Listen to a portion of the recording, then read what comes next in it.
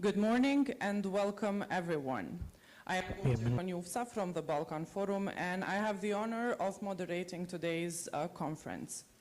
Distinguished representatives of partner organizations, dear institutional stakeholders, colleagues from civil society, youth representatives, media professionals and friends. It is a sincere pleasure to welcome you to the Fast Forward Regional Conference, New Bridges for a Sustainable Future in the Western Balkans. Interestingly, today's conference coincides with Earth Day, a global reminder of the importance of protecting our environment and investing in a greener future. While this alignment is not intentional, it adds an extra layer of significance to the conversation we are about to have. The Fast Forward project was a 15-month initiative implemented by a consortium of 6 partners from Albania, Kosovo, North Macedonia, Bosnia and Herzegovina, and Spain. Through training of trainers, youth exchanges, and collaborative activities, the project addressed the urgent need for climate education, capacity building, and regional cooperation. We are proud of what has been achieved and excited to share our insights, lessons, and recommendations with you. To officially open this day, I invite Francesca Coronce, Executive Director of Bill Green Group, as Project Coordinator of Fast Forward, to give an overview of the project and its achievements.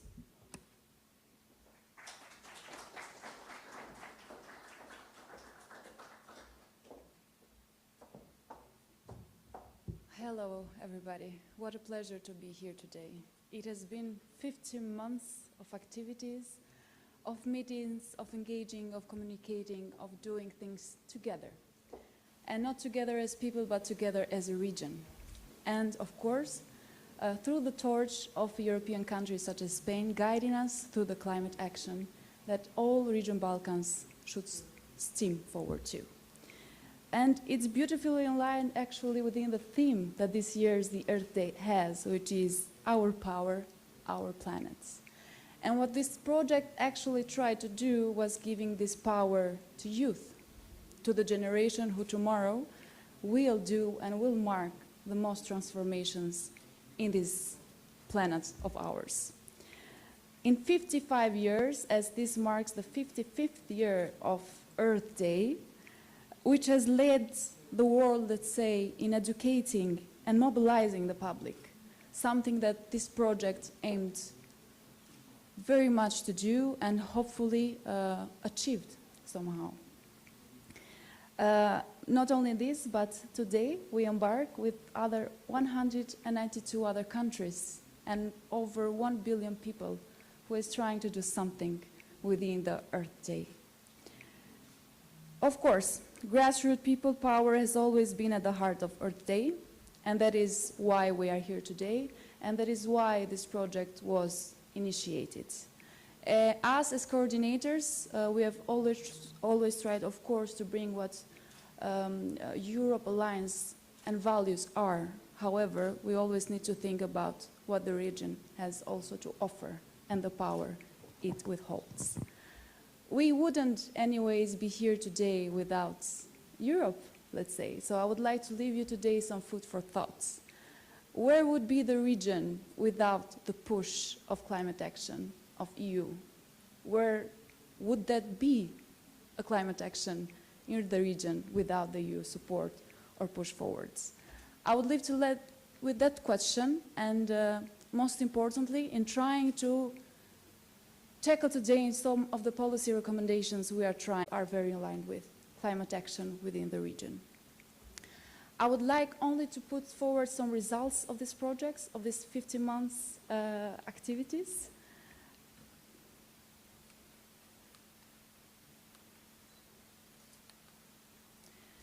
As you may see, the target group of this project was youth, trainers, workers, organizations, young activists, local and national authorities and citizens of Albania, the region, and Europe. The focus was bringing the EU practices and translating them into tangible tools for youth in the Western Balkans, fast-forwarding them towards the green transition. And of course, the methodology was a set of trained youth that can spread and can come across with this message to other people. A tool also was developed, a set of modules that not only are EU brought, but these tools and these methodologies are something that were critically tailor-made for the region and for each country in the region, as this is something very important. We train these youth not only to understand what climate action is, what climate change is, but also how they can communicate better and be these pioneers of these actions. We aimed also to train these youth in understanding what can we do to tackle climate action, meaning what are these methodologies, what are these technologies that are being developed. So we not only know what climate change is, but actually we know how we can somehow make a difference and change it. 6 partners, which I would like today as this closing event, let's say, to thank very much. Nothing would happen if we do not collaborate together. Nothing would have ever happened if this 6-partner organization would not have worked together and bring something forward. So I would like to thank all our partners from region, and starting with Albanian Skills from Albania, from Brigade Connect, our Spain capacity building actor, and Ecologic from North Macedonia, the Balkan Forum from Kosovo, which is beautifully hosting this event today, which we are here, and of course the Bosnia and Herzegovina partner, Bravo. Many activities. It was not easy. We had lots of participants, lots of activities, and we tried to make the most of it. There are more than 195 youth that were not only trained, but only informed, but also given the power to change our planet. More than 250 beneficiaries engaged in sustainable development, not only understanding, but having the tools to know and communicate it to other audiences. We created a network of trainers who can tomorrow, through these modules that were established for the region, can be empowered to actually give this as a service. So they now have the knowledge, have the expertise, and can actually train other people in understanding climate action and in understanding what these change-making technologies today are. We develop non-formal learning methods and tools. These methods and tools are open. Everything is open to the audience and to whoever wants to learn and to be engaged. And of course, we supported actions to engage, connect, and empower, which is the motto of this project.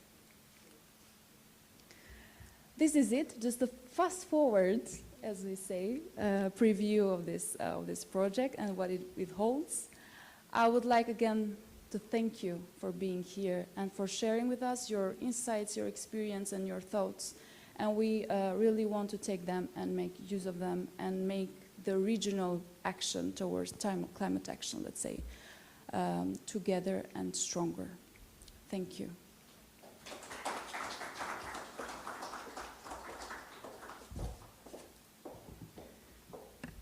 Thank you, Francesca, for your leadership and dedication.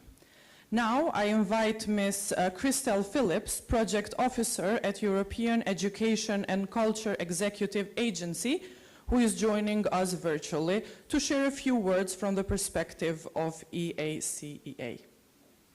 Ms. Phillips, you may start. Yes, good morning, everyone. I hope you can hear me well. I would like to thank you so much for the kind invitation. It is truly an honor to be here today, even if it's online. I have closely followed this project and I had the pleasure of meeting the coordinator organization Beyond Built-in Group and Beyond Barriers in Tirana last October. I would like to underline that you made a very good job, hard work. Everyone was involved in this incredible and inspiring project. Some few words about environment. You know that we have use goal words. It's engage, empower, and connect. You mentioned it earlier today, Francesca. For the European Commission, it's very, very important. Issues like climate change and environmental respect are the forefront of our daily lives. They are concrete challenges that demand our immediate attention and action. And I want to extend my heart-left congratulations to everyone who has contributed to this project, providing essential tools and to improve our future. As you know, or maybe you don't know, but it's more than 14 millions dedicated only for 2029 for our action, capacity building in the field of use, divided through different windows, when the Western Balkan, Eastern Partnership, SMED, and then it's SMED, it's South Mediterranean countries, and we have a new window this year for 2025, which is the South Africa. Then more than 14 million. It's a very huge amount. We are hardly working now on the selection for the 2024 call. I don't know if the coordinator, Bill Green Group, has applied for this call, or maybe the other partners. Anyway, you will be informed very, very soon if this is the case. Experts are analyzing, reviewing all the applications for the moment. During the day, I will not follow all the event because I'm just back from holidays and I have a lot of other meetings today. But anyway, I will try to join you sometime during the day if this is possible. And I don't know if some of you have questions related to the not to the project, because this is my job, but maybe how the European Commission is functioning, how the project are selected, how it is possible to get information, and I will try to provide any answer. Thank you.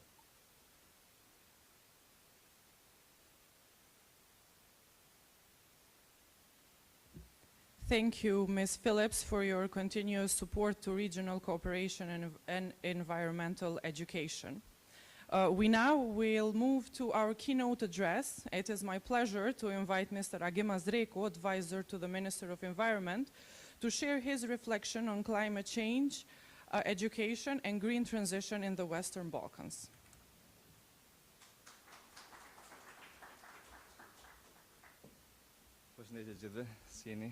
Hi everyone, welcome to Kosovo. I know there's a lot of participants from the region, and more than the region, I see participants from Spain too. Welcome. So I'm going to be brief. First of all, when it comes to today, we need to appreciate the fact that it's Earth Day. We have a lot of events coming up today as a ministry, and I think it's a very good day to mark this event, especially considering that regional cooperation is very essential in this agenda, specifically on the climate change agenda. I'll share with you a couple of things we've done in terms of the climate change agenda in Kosovo and how it is relevant to education, but also how it is relevant to the regional cooperation. In Kosovo, 4 years ago, we took a stance on climate change. We realized that we need to be able to have a concrete agenda on climate, and we also acknowledge that it's a very multidimensional topic. Whenever you have a problem or a challenge, tackling the challenge in terms of the sectors that are within the climate change agenda requires a lot of multidimensional solutions. You want to create synergies in the solutions. But fundamentally, what you need beforehand is have a good legal basis to be able to do any projects. And so we took this agenda in 3 pillars, sort of a systemic approach. We started with having quite a concrete legislative pillar. And by that I mean we enacted the climate change law, which was enacted in 2023, which then gave legal basis to a lot of other strategic documents, namely the climate change adaptation strategy, which is very relevant and very much a priority for us right now, the voluntary NDC, and I emphasize on the term voluntary because Kosovo is not part of UNFCCC, neither did it ratify the Paris Agreement, not because we don't want to, but we were unable to do so.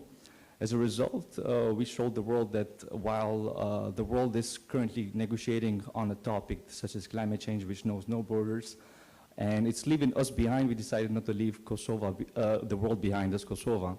And thus, we took quite a lot of concrete measures in the voluntary NDC.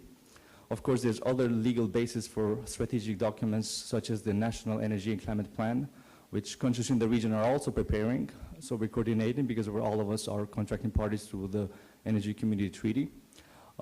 Besides that, there's a lot of other secondary legislation that really enables our ministries to be able to work on different measures. Once we did the pillar of legal basis, legislation basis, we had to work towards institutional capacities. And that is why we came up with the model of having the Climate Change Council, which is comprised of high-level policymakers, ministers, and then also the Climate Change Secretariat, which is comprised of civil servants from different ministries. Because the idea was that while we work in legislation and different projects and strategies, we need to have civil servants of different ministries streamline climate change, both on the mitigation aspect and on adaptation aspect. No intervention can be made without coordination of more than one ministry. Although we are the Ministry of Environment, Spatial Planning and Infrastructure, which is the biggest ministry in the government, and infrastructure and environment kind of sounds a little bit not much aligned. The idea was to be able to inform infrastructure based on available science. And so I'll move on the third pillar, which is technical input. We really needed to have science in place, especially for climate policies. So in order to have the science in place so we could inform our policies and our law in the end of the day, we had to move forward with doing a lot of science climate model interpretations for the Western Balkans, for Kosovo specifically. We finished a LiDAR high-tech map of flood risk. So we have 100-year probability, 1,000-year probability, climate change scenario probability of climate change, probability scenarios for flash floods. So we have been able to develop science through our Institute of Hydrometeorology to the point that we could easily then transition into the fourth pillar, which is projects and budgeting. So in the fourth pillar on projects and budgeting, currently we have 5 projects in the pipeline in regards to water scarcity, because our climate models told us that security of water is the main issue for Kosovo. And as a result of that, we were able to listen to the science and then develop water reservoir projects. On a relation between environment and infrastructure, I'll take an example. When we finished the high risk flood maps, we were not going to design a railway in an area where we have high risk of floods. So that's where we have the synergies between one another. Now, all of this can be done, all the 4 pillars, but what makes quite an obstacle, and I'm going to relate this to education, is the fact that we need capacities in terms of having those jobs created for those projects to be implemented.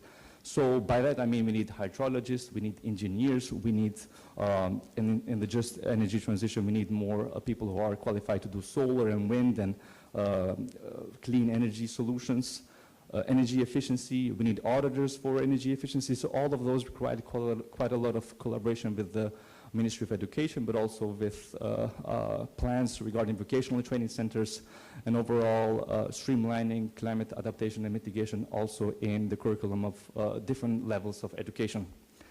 That was done simultaneously. We're still working on that, but we acknowledge that we could have finished all 4 pillars without working simultaneously on education. Nothing would have been possible, especially considering that Kosovo is currently experiencing a brain drain. And I want to come back to that, to the adaptation strategy and the way that we drafted that adaptation strategy through this objective. There's a lot of negative connotation when it comes to adaptation. Usually people think of climate change in a negative context, and the connotation of climate change is negative. people are fearful. They think about floods, they think about droughts, they think about wildfires, the intensity of it, the frequency of it, and all of it.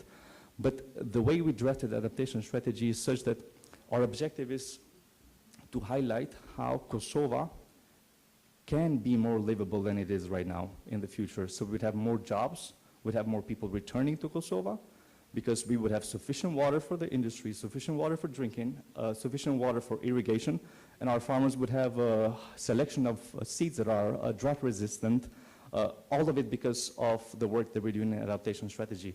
How does it relate to the region? Well, if we have a flash flood in the Kashanik region, it's going to impact Skopje.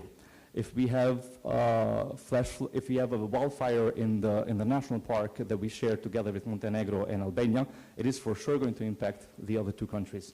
So that's why we are moving towards joint cooperation in regards to the adaptation.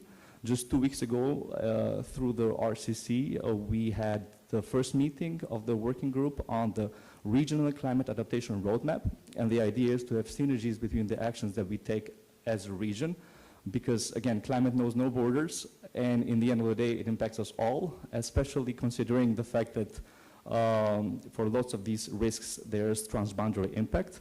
So I saw that there's a lot of interesting discussions. Unfortunately, I cannot attend the entire discussions, but I wish you good, fruitful discussions today, and I congratulate the event organizers for this event. Thank you once again.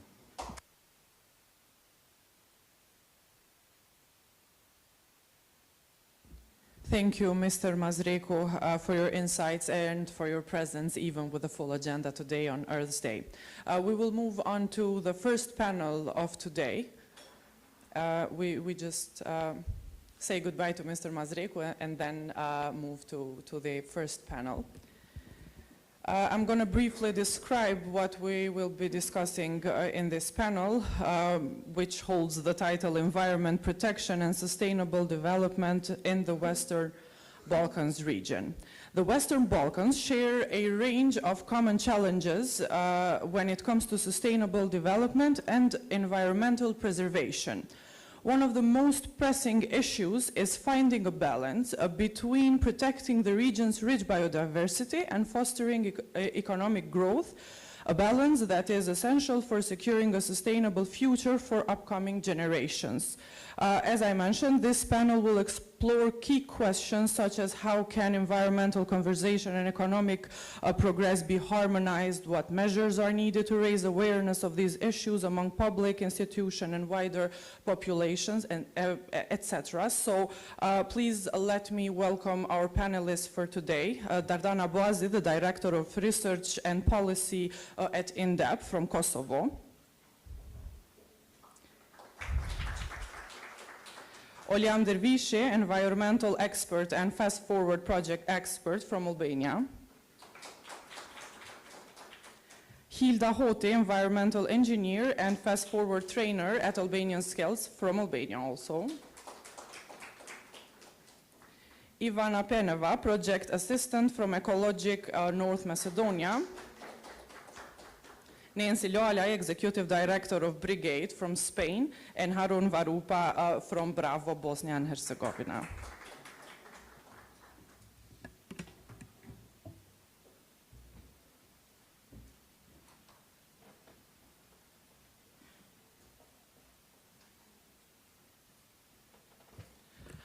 As I mentioned briefly, we will be discussing about environment protection and sustainable development in the Western Balkans region. Please feel free to make this more of a discussion than an interview. So I will start with Oljam. And then we can expand the discussion if you have anything to add or say. Oljam, based on your experience in the project since you were a trainer, what are some of the most pressing environmental challenges facing the region, particularly where economic interests and ecological concern intersect? Thank you. Good morning, everybody. I'm great.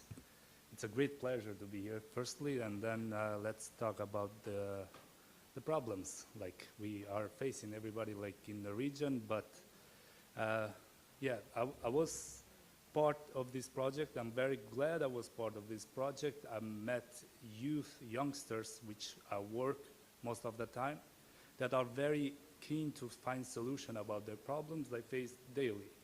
One of them is climate change. We've talked about that, but in another approach.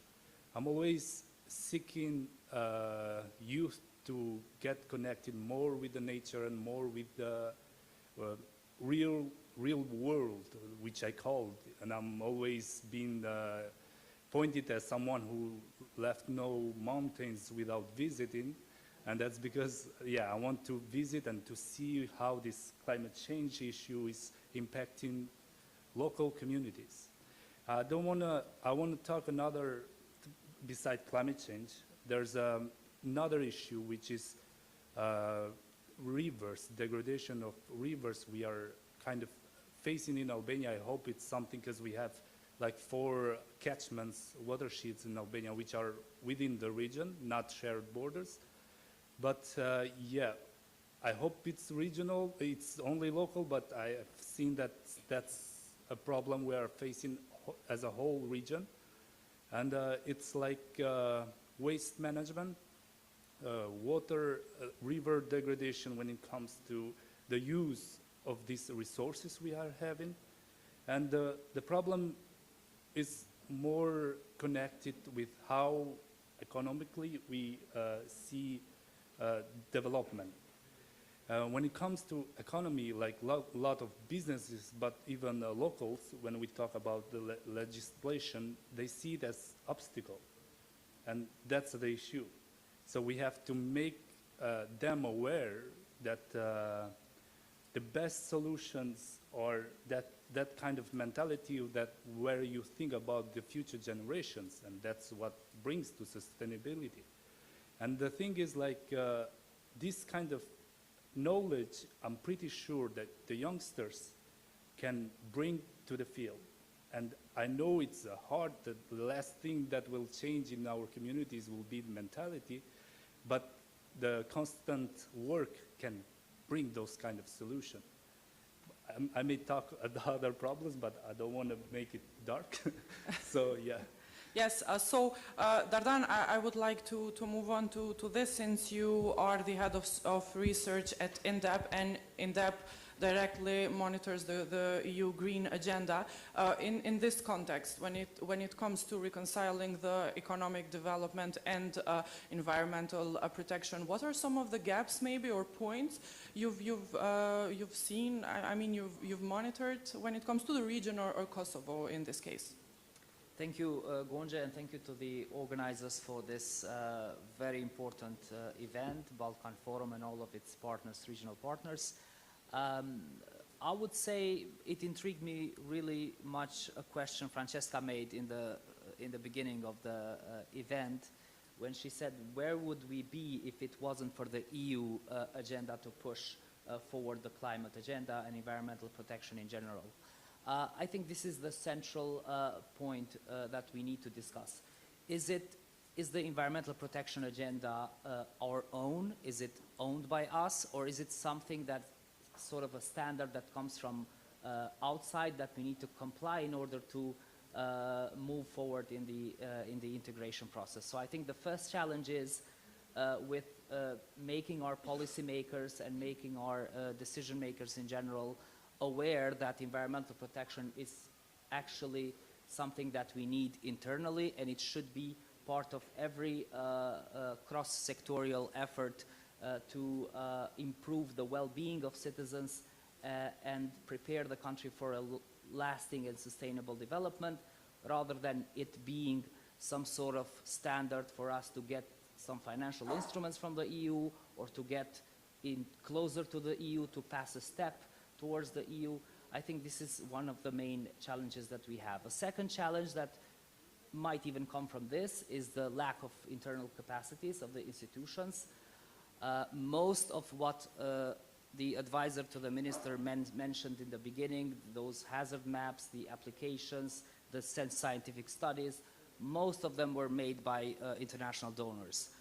So international donors they provide expertise to our institutions, but they don't actually leave sufficient capacities for our own institutions. And this also has to do with a general public administration reform, which really left civic servants in a difficult position. And many people do not see the public sector as attractive enough to join it and to build capacities and to leave capacities for the institutions, so that the institutions themselves can actually make modelings, can do scientific reports, can develop applications and software and so on. Another challenge that we see is the rule of law in general. We have this polluter pays principle, for example, in our legislation, but it is not implemented at all. All of us in this room know about this Kosovo law on preventing the use of tobacco cigarettes inside. We saw it being adopted, but it was not implemented, or it was only partially implemented in the beginning.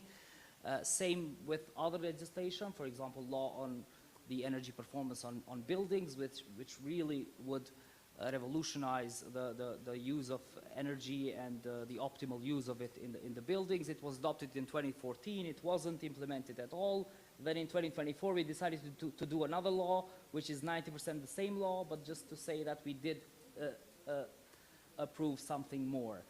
So we have become sort of societies of transposition rather than implementation. Areas in which we have implementation is either they are either preceded by a catastrophe, like in 2021, for example, the major floods in Kosovo, which triggered a lot of institutional reaction. Many municipalities are now considering their capital investments to go in the areas that had more impact from floods. The government, as Agim mentioned, is doing the climate adaptation strategy, which also is a response to that catastrophe, but in our opinion, we shouldn't wait for a catastrophic event to happen in order for the institutions to reply.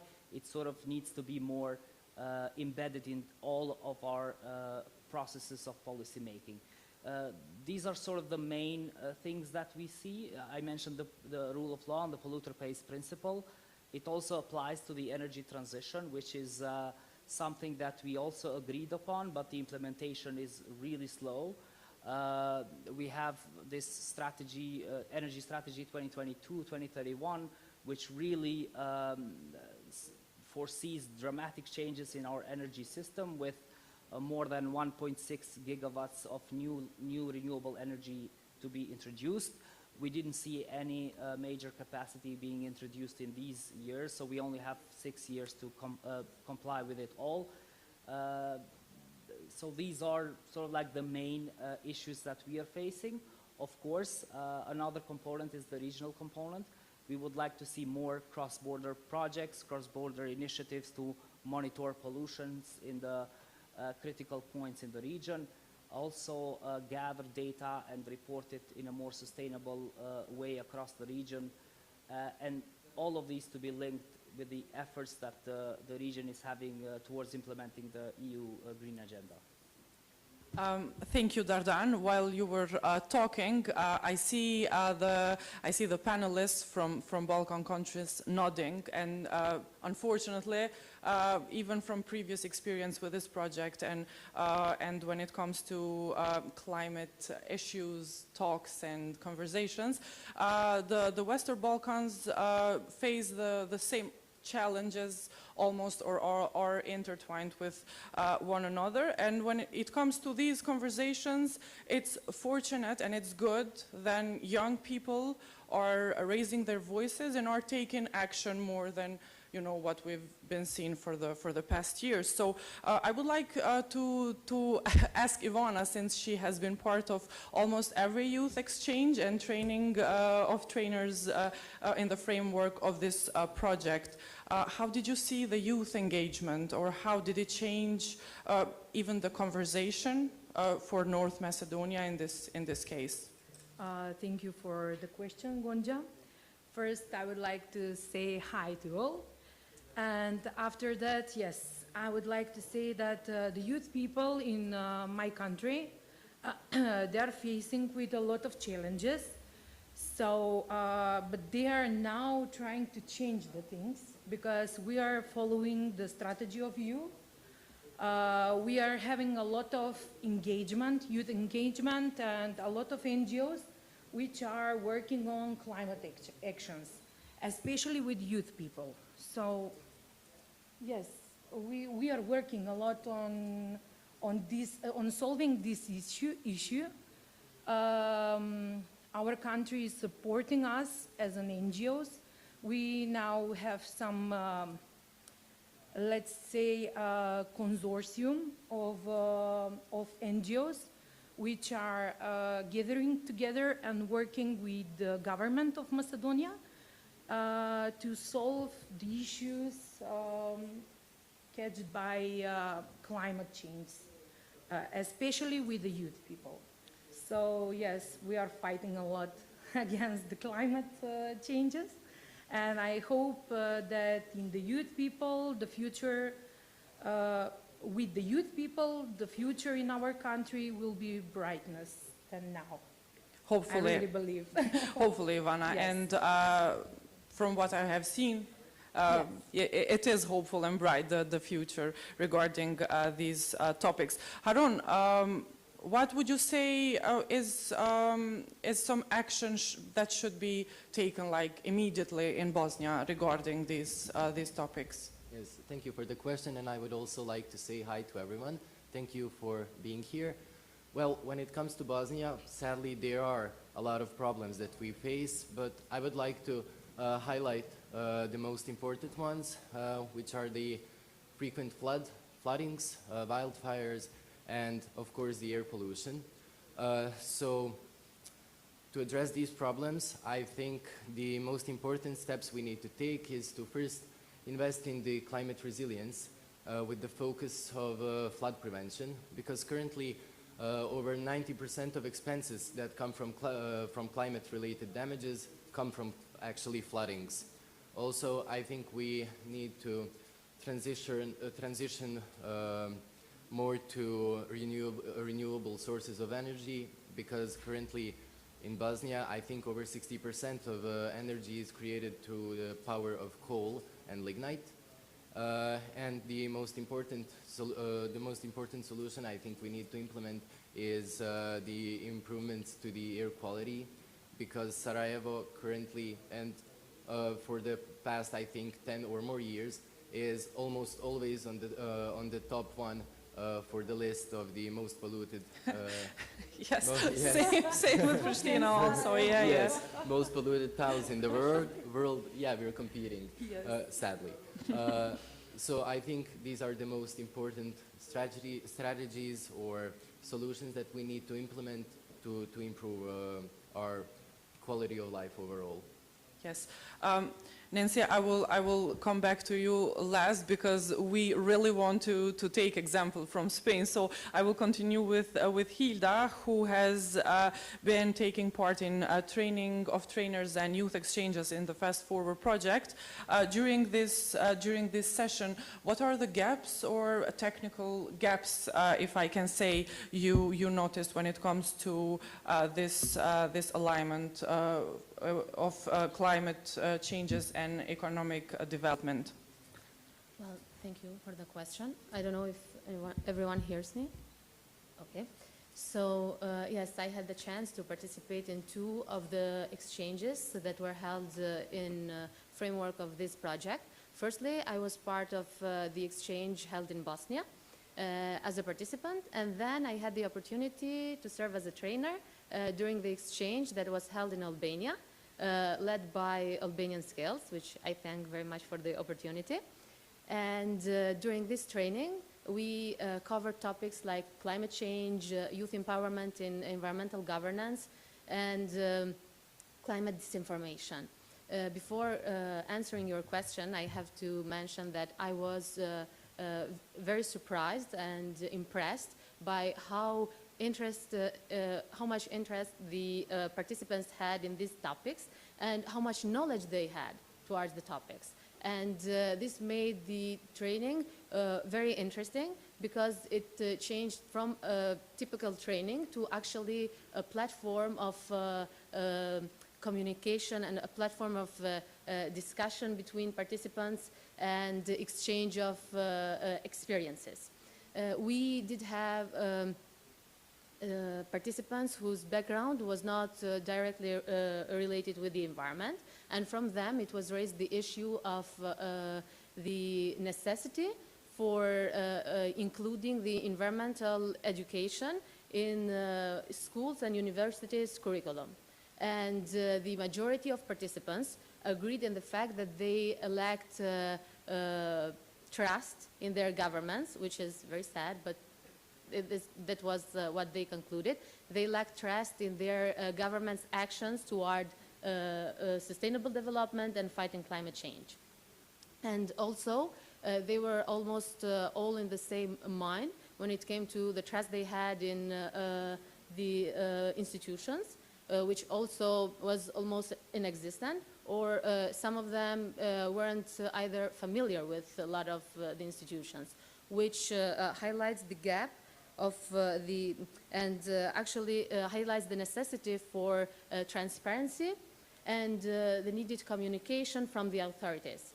And it shows that it's necessary for local and governmental bodies to create this, to create and to keep stronger communication with local local communities.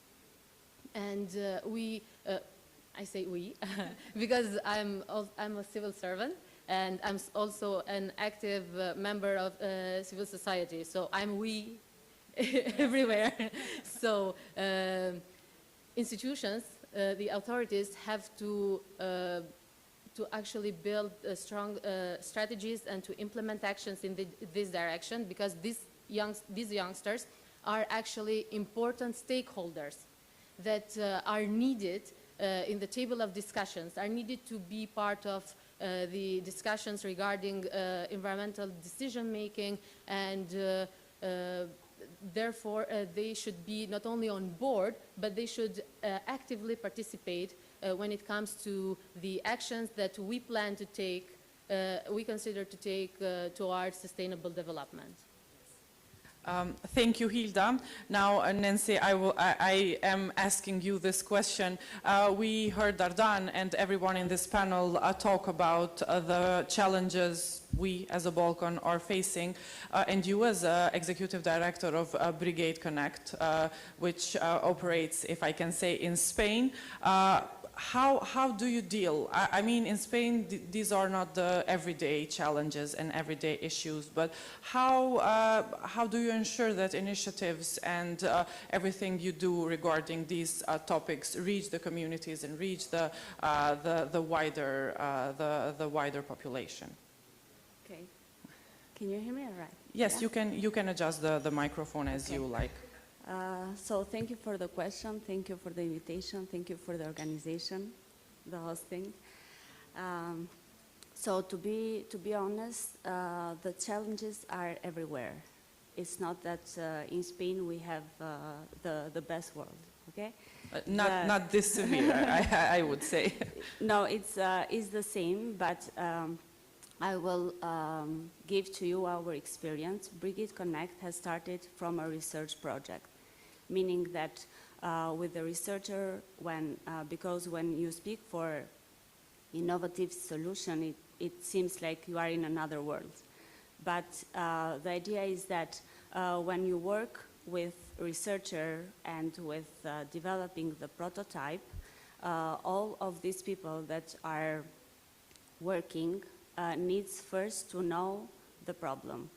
And this is why Brigade Connect is now an NGO that is supporting this innovative solution for facing this natural disaster risk.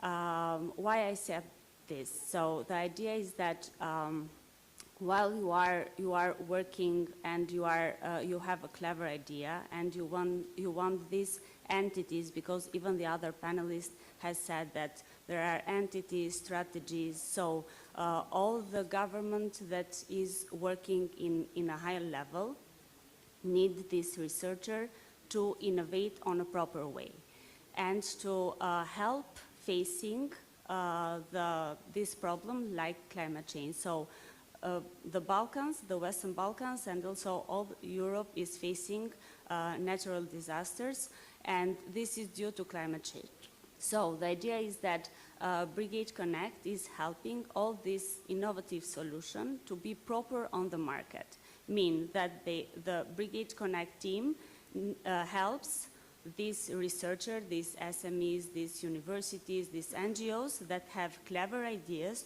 to be proper in the market, to be disseminated in a proper way, to reach the proper end user. When I mean end user, means these entities that the other panelist has listed, means targeting the right strategy and also helping the community, because these are in the front line. While you write a proposal, while you have an idea, you have to, first of all, know what does it mean floods or earthquake or, I don't know, extreme weather. And beside of that, you need to have a clear idea of who is in the front line. So the emergency community, I don't know, the people, and Brigade Connect help with all its expertise how to deal with that. It's a challenge to innovate for something that is really has a huge impact. And this huge impact is linked with the community, but also with the economy of the country. And Brigade Connect help this new idea to be, let's say, to be prepared for a market and to be reachable. So we cannot innovate something that cannot be like usable. And one quote that Brigade Connect that Brigade Connect has is to innovate for the future generation. It's not like having this idea for now, but to innovate for the future. And with this quote, I think that we, as Brigade Connect, we all cover all the aspects: the society, the economy, the technology, the climate change, you know, as a challenge. So, and in here, so in this Fast Forward project, our goal as Brigade Connect was to help this capacity building, because innovation is not anymore a luxury thing. Innovation is like a good perspective. So let's keep it simple, guys. You cannot, so we can do things and we can help the community and also the government. So we are in the middle. The clever idea is behind. Yes, so maybe Dardan can add to this. How can research community and civil society maybe be more influential? Yeah, I noticed one of the challenges I did not mention is this sort of very centralized model of decision making and also change making. In Kosovo, and I believe in the Western Balkans in general, most of the changes come from the central level, and the local level is not very much included. There's this asymmetry of competences versus capacities and resources. Many times the central level gives obligations to the municipalities, but they don't really give capacities and resources enough for them to be included. Even the climate adaptation strategy that it was mentioned, the municipal level is not even included in the drafting of it, is not even aware that is happening. So I think this is where the young people can come really in use, through initiatives that come from the community, solutions that they can design that are linked to the community and can help foster this cooperation between the local level and also the central level. In several municipalities in Kosovo, some young groups are gathered to create either social media accounts or technology-based solutions for reporting floods for signaling the risk of happening, for gathering people, community. Because when the floods in 2021 happened in Kosovo, a lot of non-formal groups were really at the forefront of intervention. Local NGOs, local neighborhoods, localities gathered together. So young people can really foster and accelerate this process of bringing local problems into the attention of the national level, and also helping the national level to implement its policies and decisions in the ground. This is what I believe should be the next focus: how to mobilize the young people, how to make these topics more attractive so that they can join the efforts in a way. Yes, thank you, Dardan. Oljam, from what Dardan said, how can this be implemented, if I can say, in Albania? How to make local concerns national strategies? Thank you. So yeah, we kind of facing similar problems. Yeah. The thing is, like, when we talk about stakeholders, yeah, we do see communities as beneficiary, but not as a main stakeholder, actually. And the thing is, like, what I've noticed, there's a reverse knowledge, like you should go and talk with locals. In Restu, like, I have another, like an NGO, which is focusing on youth. We are working with transhumans, which is shepherds going from the lowland to highland. And the project, it was about the effect of climate change on the shepherds in terms of kind of directly to them.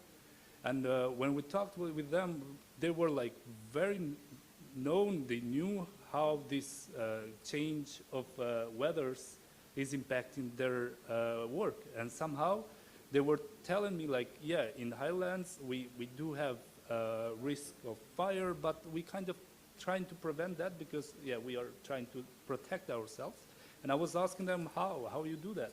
And they will telling me, like, well, we cut some brushes that are naturally flammable. So somehow they are trying to protect their environment, but in more large scale, they are protecting us from these kind of issues we are facing due to climate change. Again, as I said, like, we kind of tried, even when we talk about science, when we talk about the background, let's say climate change, we know that's the background of the effects of climate change and what we can do, but the context changed a lot. We have to know, and that's where the science should bring more data and more knowledge about each country. But in my kind of sights and view, is like the territory is being divided by watersheds, and somehow it's natural borders. And we have to kind of know, even the science should be focused in this kind of scale to better manage the territory. And the thing is, like, in these watersheds, there are people living, there are businesses being developed. And we always talk about the environmental rights, environmental laws. And again, we have to know that there's responsibilities too. And when we talk about, okay, let's point out whose fault is this, we have to talk about the responsibilities. Communities are more responsible about their effect to environment. So it's kind of, we have to bring these stakeholders in the table and talk about them and kind of exchange even knowledge with them. Dardan also mentioned the laws and the rules of society. So I would like to now talk about real things that happened or achievements. Ivana, from your experience, what are some examples, or maybe an example of an awareness raising activity that effectively raised awareness? Thank you for the question, Gonja. In Macedonia, yes, we have positive impacts from every project we have finished with the youth people, because they are always motivated And after every project, they are starting working and do the things they have learned. So we have one action called Generalka Weekend. In Macedonia, Generalka means when you are starting to clean all the things. And Spring then you cleaning. say, yes, and then you are saying, I'm taking a Generalka in my house. So yes, we have Generalka Weekend in Macedonia, and it's often there are a lot of youth people gathering together and working on eco actions. They are cleaning some area. For the example, they are going in the mountain Vodno and they are cleaning all weekend mountain Vodno. After that, they are choosing another area and they are cleaning all that area there. So yes, we started with the eco actions, but I must say that a lot of youth people are not, let me say, they do not know how, what is ecology. They think that the ecology is just cleaning the things. No, the ecology is one science. We should get into it and learn a lot about. And this project, including all another projects we already work on, I think that they are going deeper and deeper to touch the youth people hearts and say them, yes, we should start from somewhere, not only from the eco actions. Ecology is a huge science. So yes, and I hope that we will have a lot of Generalka weekend examples. So yeah. Yes, across the Western Balkans Yes, and all yes, of the yes, Europe. absolutely.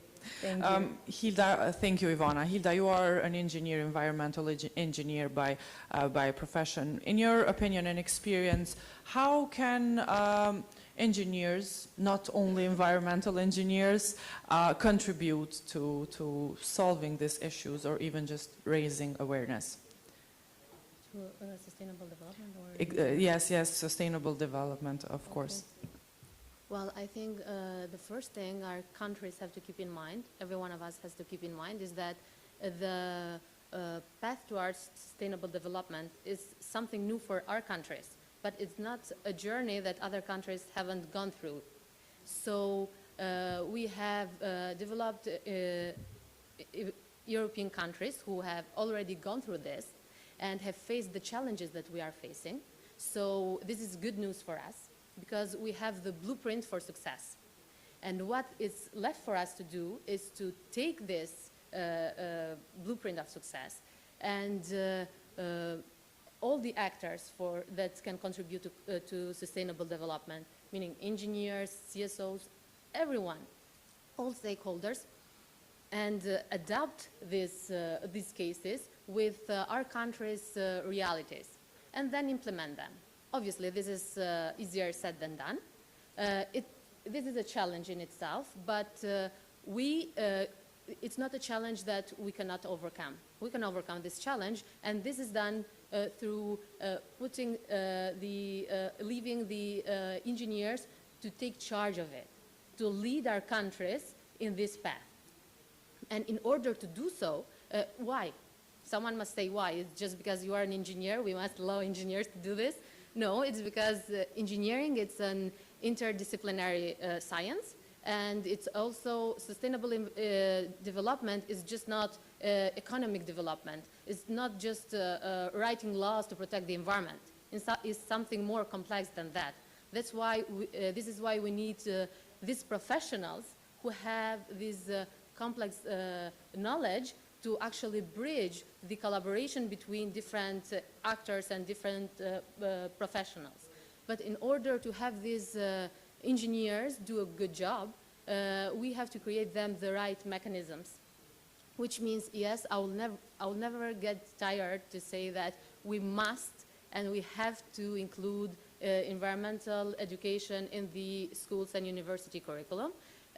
We have to create these engineers, the structures, the mechanisms to give their technical knowledge to policymaking and decision-making actors.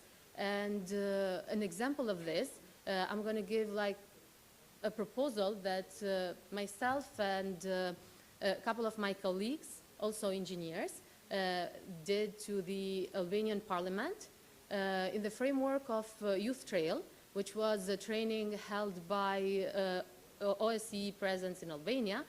We concluded in a lot of actions we wanted to take towards empowering youngsters in environmental governance, one of which was creating a youth advisory group for the Albanian parliament. Because we all know that decision makers don't have, not all of them, a small minority of them might have knowledge about or background that it's related to the environment, but majority of them don't. And we could have this volunteering group, which were engineers, young professionals from different backgrounds that will give these decision makers their technical knowledge regarding the laws that were proposed in the parliament. So anytime there was a proposed law regarding the environment, we could go through these laws and actually analyze them and simplify what was written, what was said in the laws, and tell this to the decision makers in a more simple language, and making sure to tell them about all the implications that will arise by approving this law. And this would help us to have the evidence-based decision making. Unfortunately, this is just an attempt because the project concluded in the first phases during our first meetings with the parliament. The project was finished, and also we had a lot of changes at the OSCE presence in Albania, so until now it's in a pause. But I'm optimistic that because this is something that it's very helpful, I'm optimistic that we are actually going to have, maybe not in a short term, but in long term, we will have this advisory group in our parliament. Thank you, Hilda. Harun, I would like to talk more about how can we ensure continuity of these initiatives beyond projects, beyond initiatives, but to make them a part of our everyday life. Yes, of course. So first of all, almost all of my colleagues just mentioned that there are not enough of people, especially youth, that are aware of the problems, and Ivana said most of them don't know what is ecology. So I think the first step would be to create platforms, more trainings like the trainings that were made by this project and similar ones, to share knowledge and to promote what ecology actually is, and to sustain the green future. I think the best way to continue the collaboration among the Western Balkans on green action would be to create some intergovernmental bodies in all of the Western Balkans countries, which would work together on initiatives that promote green action. And we also need to exploit more resources from institutions like the European Union, because we are all aware that they do really support initiatives like this one, and I think we don't use enough of the resources we are given. So we could create really more opportunities both for the youth and for our governments overall if we share more knowledge and if more people are included in this action. Thank you, Harun. And Nancy, what are some practices or lessons learned from Spain that could be adaptable to the Western Balkan region? Okay. So, in fact, you are directing one of my favorite questions. You know why? Because when it comes to be adapted, I think that even in terms of the innovative and innovation and technology, everything can be adapted. What is the challenge is that just to find let's say, the problem on the right way, and also to find the proper stakeholder. So the key words of this panel was the measurements, adaptations, climate change. In our experience, what I can say is that even if in Europe we have, for example, innovation that are facing, or Spain is facing for extreme weather events like hot season, and there are a lot of measurements, a lot of data, as Oliam said before, everything that is missing in Western Balkans. And what we can do, and what Western Balkans can do, is that just to adapt these solutions from the other countries in their own countries, and to adapt in a clever way. It's so easy, but the most challenging thing is that it can take time. And you have to build, as Hilda said, it is needed a really good group of volunteers that can interfere in the parliament, level. It is needed a group of experts. It is needed a group of engineers. So what is needed really, and is a challenge for the Western Balkans, is just building a good group of technicians. And then this adaptation is more easy. Also, another thing is that in Climate Innovation Windows that Brigade Connect has, that is an online market with all the solutions around the world, because climate change doesn't have borders. So the idea is that in there we have innovation that are coming from Western Balkans, means that the Western Balkans can innovate, have ideas, have solutions, and they have real problems. The idea is that, as I usually say this, floods, extreme weather, droughts are not problems, are potential for solutions. So let's take it simple. And also,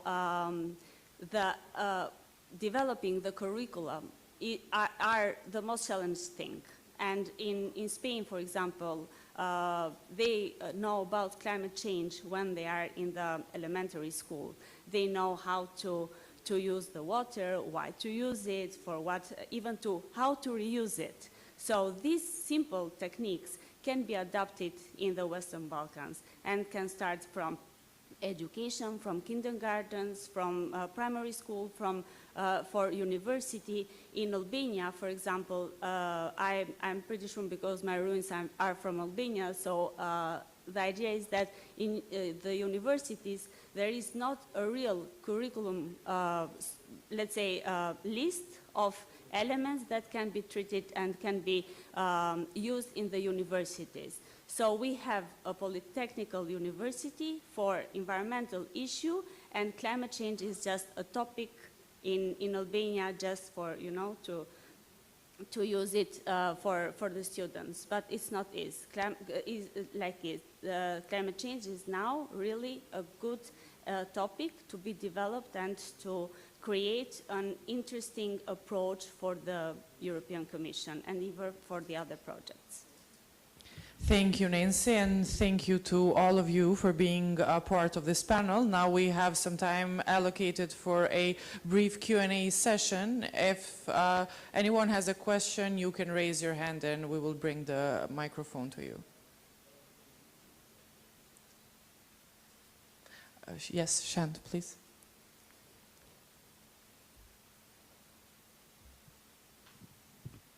Hi, my name is Shandan. I come from the private sector, private energy sector. I'd like to ask you, and anybody can answer this. So how do we know that, let's say, our climate initiatives, our climate actions actually affect, let's say, our climate problems, which all affects us? I mean in the sense that everybody mentioned how climate change affects all of us. It doesn't recognize borders. But not everyone contributes to climate change equally. we've got, let's say, climate change is caused by, let's say, the big economies and not, let's say, from the Western Balkans, which contribute to climate change. Like I think it's around 1%, let's say, the total CO2 emissions which come from the Western Balkans. So how do you think that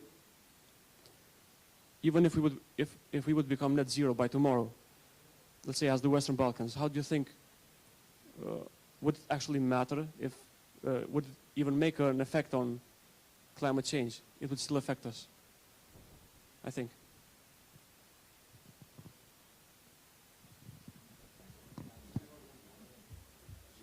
Yeah, anyone, whoever wants to answer the question.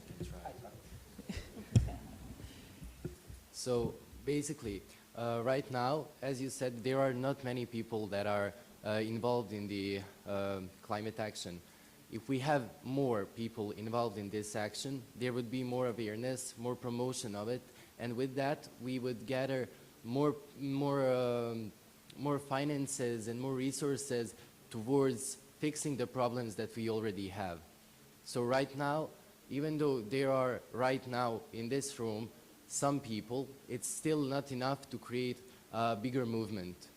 If we increase the amount of people that are involved in the action, we can really have a bigger force to attack all the problems that we face with this problem. I hope that answers your question. Yes, Darta. If I may add, we can blame China and US all day long, but when my yard is flooded, I'm going to have to deal with that. So I think the whole region will have to do something about climate adaptation at least. Although, also in the climate mitigation, we have to think about transforming our energy sector, moving away from the coal-based power plants, not just for the sake of mitigating climate. As you mentioned, as a region, we might have contributed a tiny bit in the general problem, a global problem of the climate change, but we recognize that our power plants, coal-based power plants, also have direct environmental implications that affect our health, affect our land, affect our water, affect our air quality, and so on and so forth. So I think for the sake of our own self, we need to do first climate adaptation, because that's an emergency thing that we have to deal with. And this has to do with how we decide to do capital investments, how we decide to do spatial planning, how we decide to do development projects in general, how we mobilize resources, local resources, and so on and so forth, but also to do our contribution in the climate mitigation, not for the sake of the world as much as for the sake of our own self. Yes, Ivana, and then Hilda. Sorry. Yeah, I just want to add something. It's not connected with your question, but do you remember when we came in Alicante, in Spain? Alexander said, "Welcome to Alicante, the city without rain." Here, if it's rainy, it's similar, like you are having a snow climate. That's the climate change. Just, this is my example. Yes, sorry, but this is why at that day the Sahara came in Spain. It's not that it was the other way around. Hilda, did you want to add something? I saw you raise your hand earlier. Yeah, but almost everything was said, but the one thing I wanted to mention is that you said that we don't contribute to climate change. Well, our contribution is not as much as other industrialized countries, but every one of us, even us individually, we have a carbon dioxide footprint.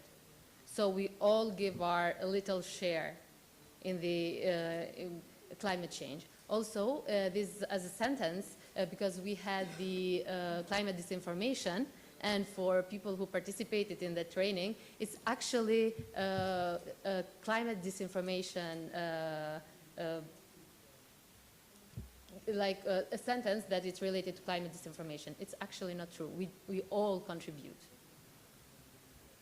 Does anyone has anything else to add? Yes? I just can add something, since you are in the energy sector, and like I cannot wait to hear about this disinformation about the sustainable coal, which I've heard somewhere, which I think like diversifying the energy sector is one of the main topic and also the main issue that we have to face like as countries. In Albania, we are this we are saying that we are green. We are green since we are based in hydrology, hydropowers, but we have to see a bit beyond. That's why we say sustainable. Like not everything can be sustainable, since cannot contribute to only one sector, to economy or to social events. Like even countries that impact more into climate change, they are changing this source of energy coming from hydropowers to more diverse, because we cannot depend on that anymore. And the thing is, like, we are based on hydrology, and now we are facing the drought summer, which now we are trying to find where we're gonna impact, like where we're gonna find energy. So somehow we have to kind of diverse that sector too. Yes. Përshëndetje për gjithë, unë po flas në gjuhën shqipe, vi She prej is going nivelit. to Okay. speak in Albanian, so you have this, whoever doesn't speak Albanian. So yes.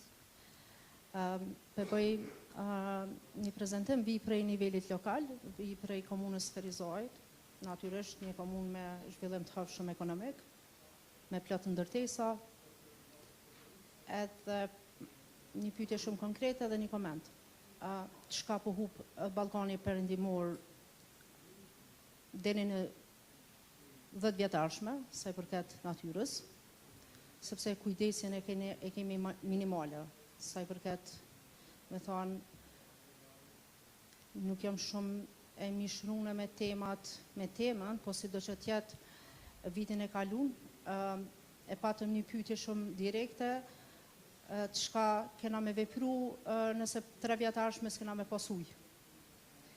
Me thonë, çka kemi bo na në të kalunën, që 3 vjetarshme Kosova, jo 3 vjetarshme, se ke pyetje kështu për me na shtime me ndu, pse na kena vepru që 10 vjetarshme Kosova rrezikon me pas mungesë të ujit.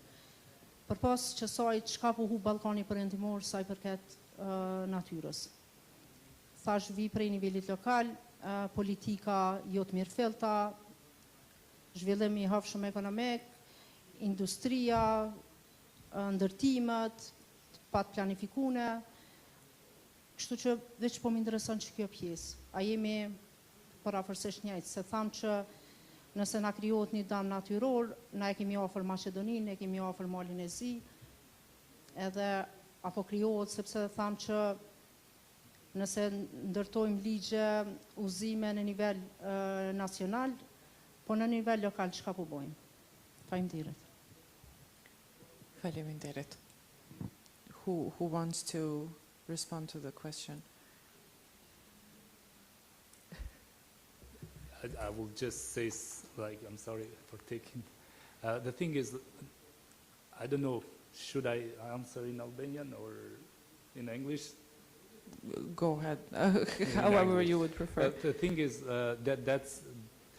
that's an issue, that the gap between the local level and the national laws. As I said, for example, what I've noticed in local level, these laws about environment are seen as obstacle. They are not letting us develop as we should.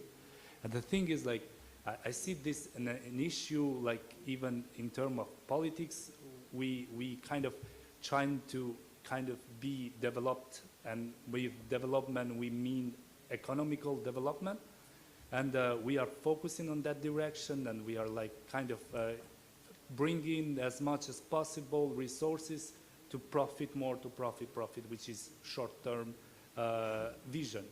And in the local level, that's where even NGOs and projects like this should be more contributing, is like bringing more knowledge to the local level, and also kind of not talking, yeah, climate change is doing this and that, but kind of find solution about their own daily problems.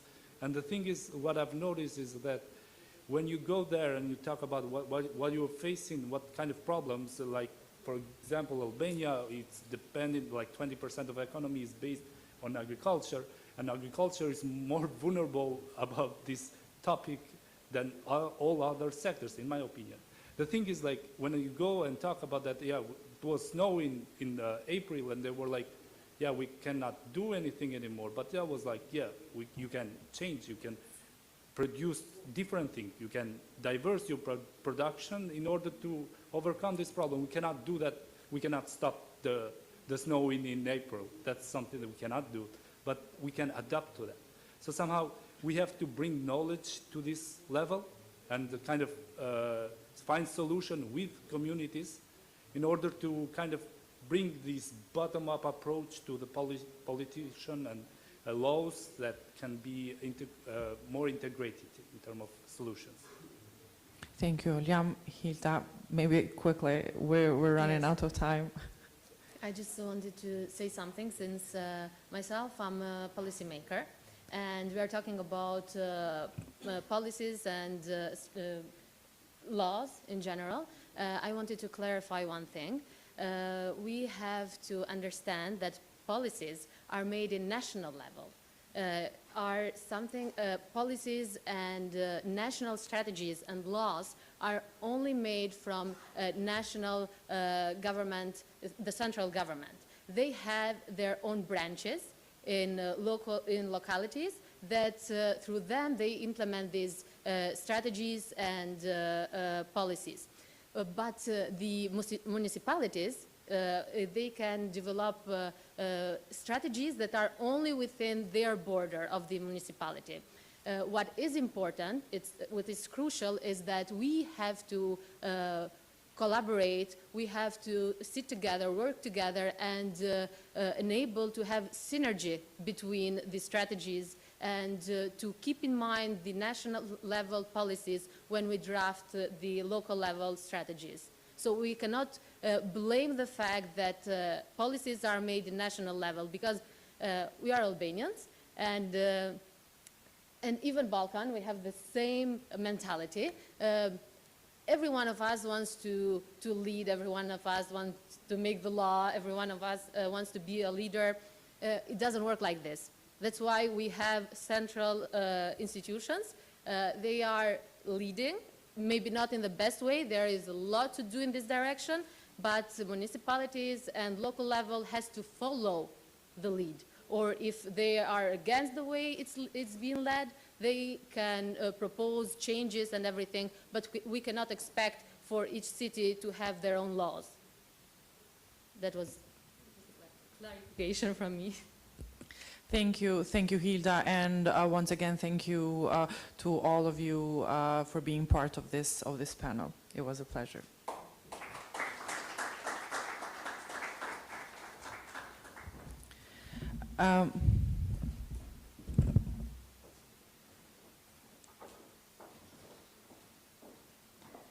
We will now be moving to the next discussion, which will explore the role of educational institutions in promoting climate change education and adaptation strategies. Please welcome our panelists, Sutrime Dervisholi, trainer, Fast Forward trainer in this case, from Kosovo, Ana Zakarian, Executive Director of Albanian Skills, Jonida Biturko, academic staff and Fast Forward trainer from Albania, Emelin Hasan Spahic, trainer from Bravo, Bosnia and Herzegovina, Veljan Parizov, project coordinator from Ecologic, North Macedonia, and Maria Isabel de la Cruz, PhD candidate in climate change and resilience from Spain.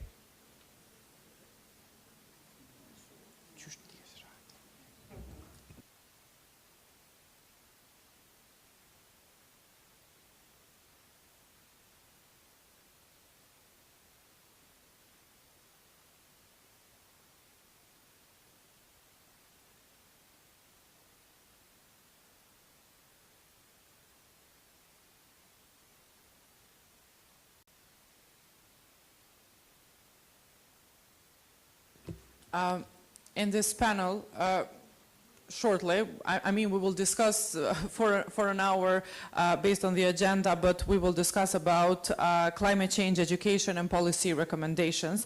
As I mentioned earlier, we have academia staff, trainers, country who was part of this project, representatives. So since I have you here, Sutrime, I will begin with you. Based on your experience with trainings and with the TOTs and youth exchanges, what are the biggest barriers educational institutions face when trying to integrate climate education in their curricula?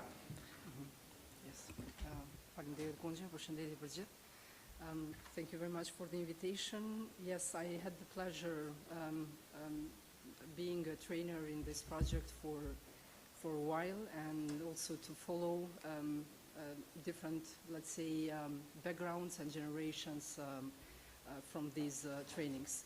From what I've observed, I mean, from different kind of trainings that we held with the project, I would list or classify 3 challenges, but not only, of course, but as 3 main that I consider as most urgent to address. The first one is the institutional capacities, I mean, lack of institutional capacities and lack of interdisciplinary expertise, in the sense that the climate issue are cross-cutting issues. So it affects the policy making, it affects science, and also it affects the ethics.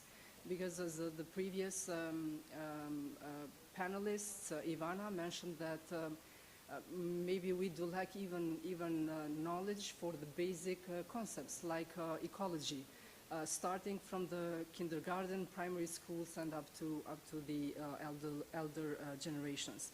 And also, what the other thing what I've observed is that sometimes teachers have that kind of feeling that they lack the proper knowledge on climate issues, and also lack the proper resources to address the climate issues, and also to be involved in the climate action.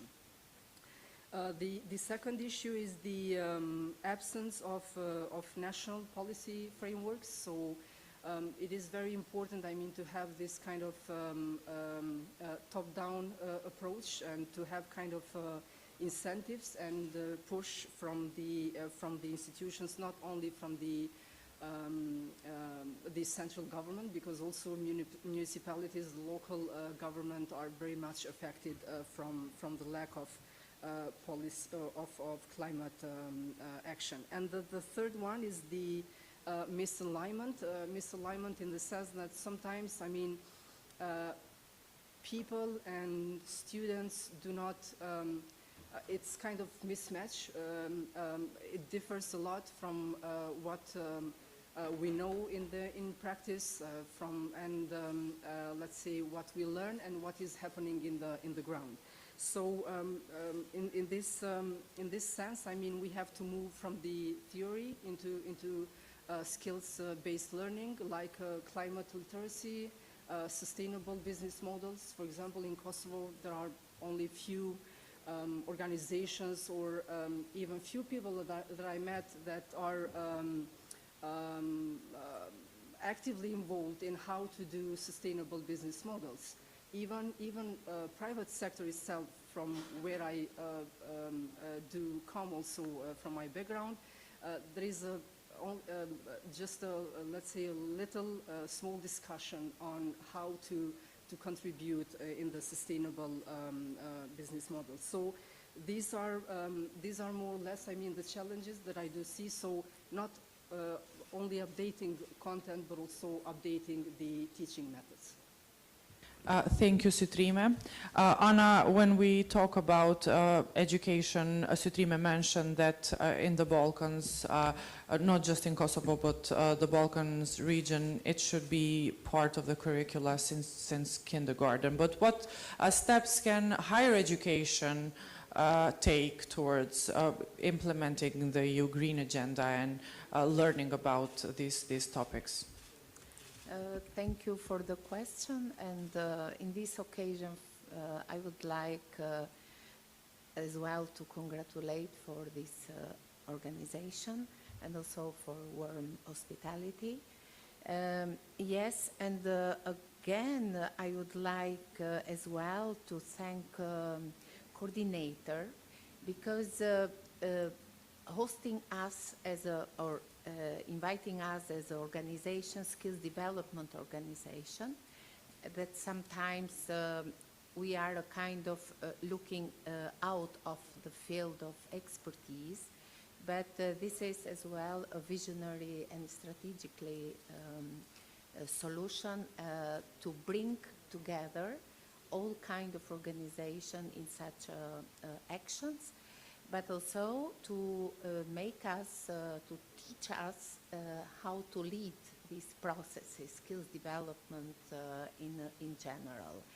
And of course, we were somehow mentioning in the first panel a lot of things which were tackling education, but we have, and more or less we are all agree that, and we have to agree that climate change is not only environmental issue, but it's human, it's economic, and it's a social change. And this has to lead as well education system, institutions, and everyone included, involved in this education, to have this in mind and to take all our actions in this aspect and to bring the changes that the system needs. And of course, which is holding back us, as far as we know now, that first of all is the curricula. So we have to standardize curricula again, according to and in line with green competencies.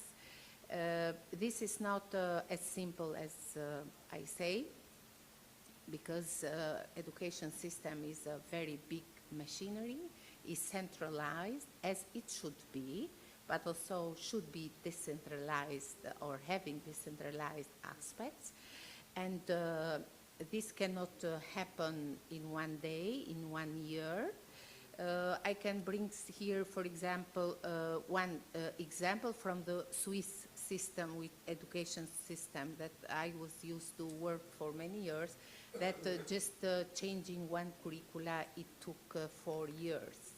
So you can imagine if a Swiss, for example, vet system, it takes so long to change curricula. What does it mean for us? Of course, technology has made the very great changes, excellent opportunities has opened to everyone and to institutions, but to implement this, of course, it needs to have the second important aspect or segment, which is the training our teachers. So we need curricula, we need teachers, trained staff, and also we need funds as well, which is always mentioned, and we need coordination. For example, coordination not only in a vet system or education level, but we need coordination with actors like NGOs, for example. There is a lot of know-how created through this project. For example, this is one question that we are working, and maybe we will address even tomorrow, what to make with this all know-how, toolkits, documents. Of course, we have foreseen in the project, but in reality, because we know after the projects are created lots of opportunities, learning opportunities, materials, but how can we use them? And this requires a very active, interactive institutions. So we have to bring this and to transfer this knowledge to the system, but also system should be very responsive to absorb such a knowledge. So these are three main things. Of course, we are not, let's say, because we were mentioning difficulties, weak points that we have as maybe Albania or as a Western Balkan countries, but also this is a very challenging even in the EU countries. And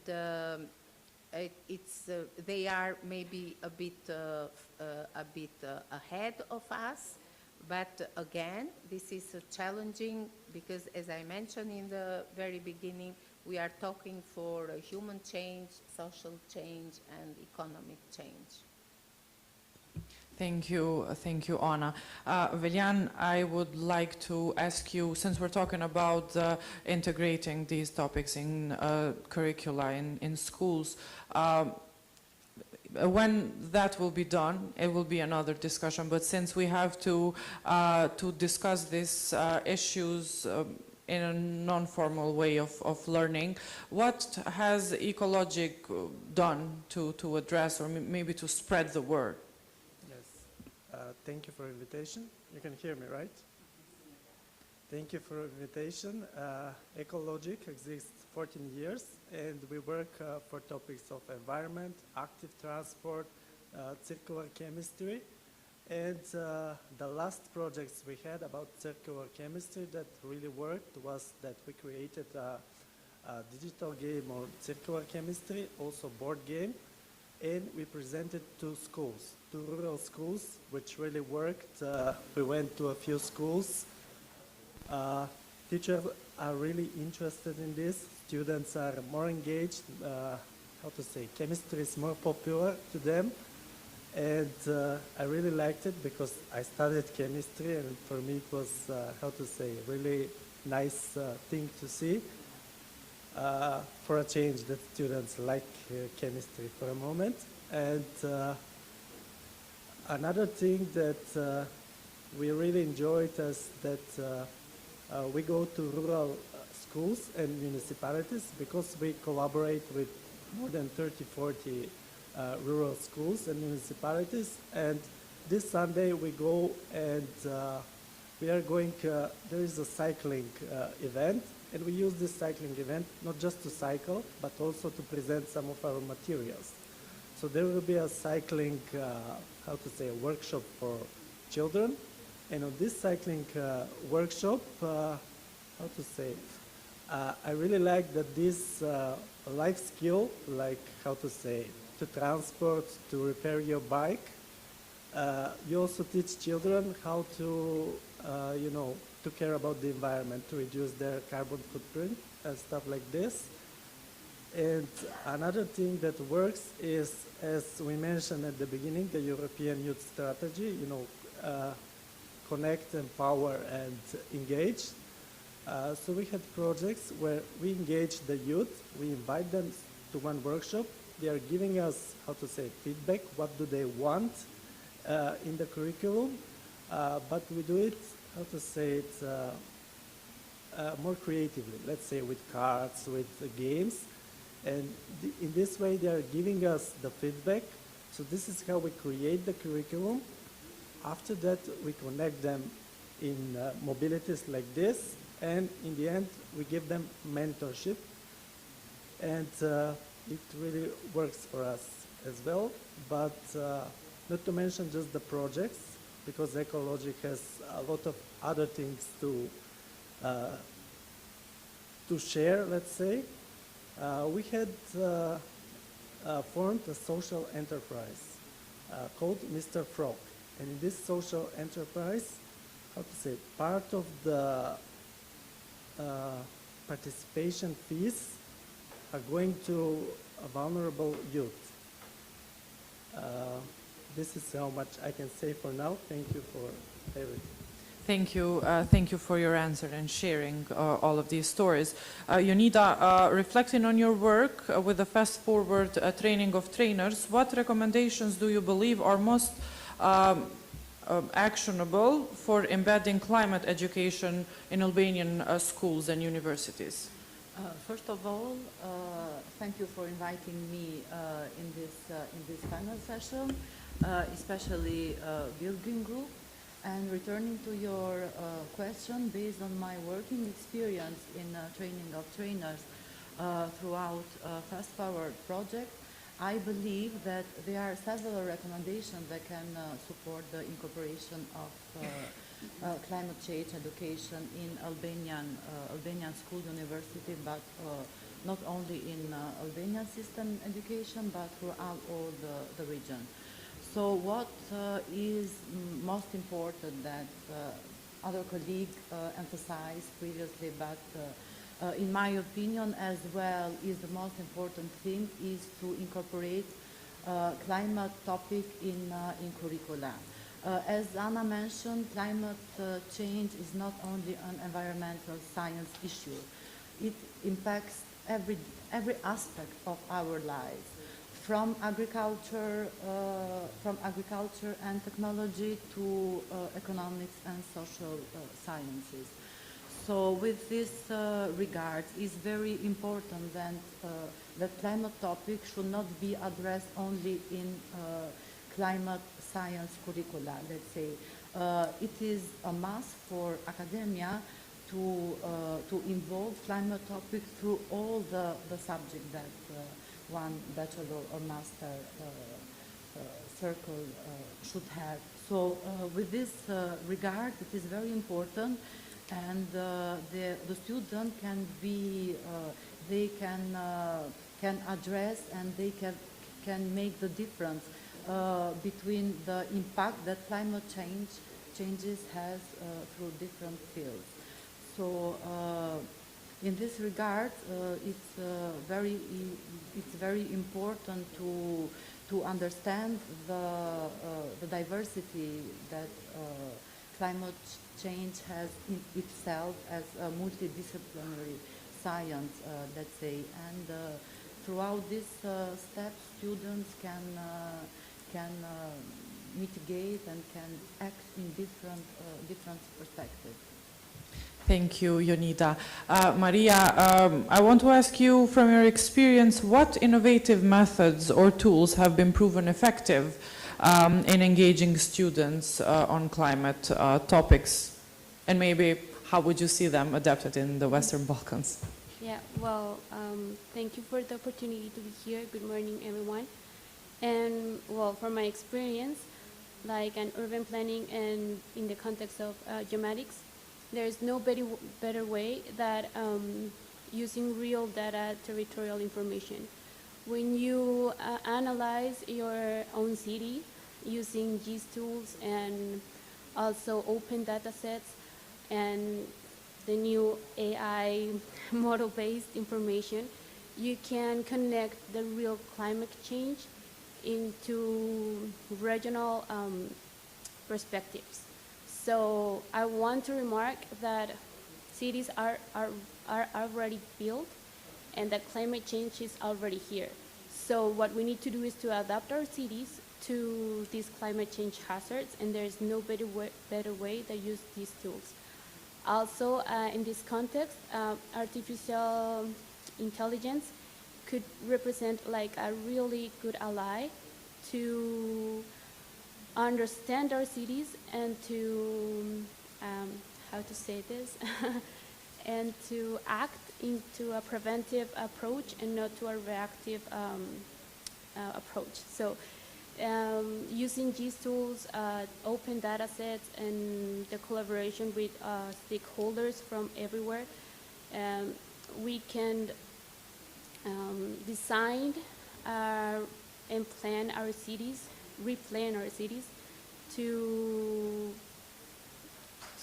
prevent these climate change hazards that we are living in all the planet right here. So that's my point of view. Thank you, Maria. Emelin, I want to ask you a specific question about Bosnia.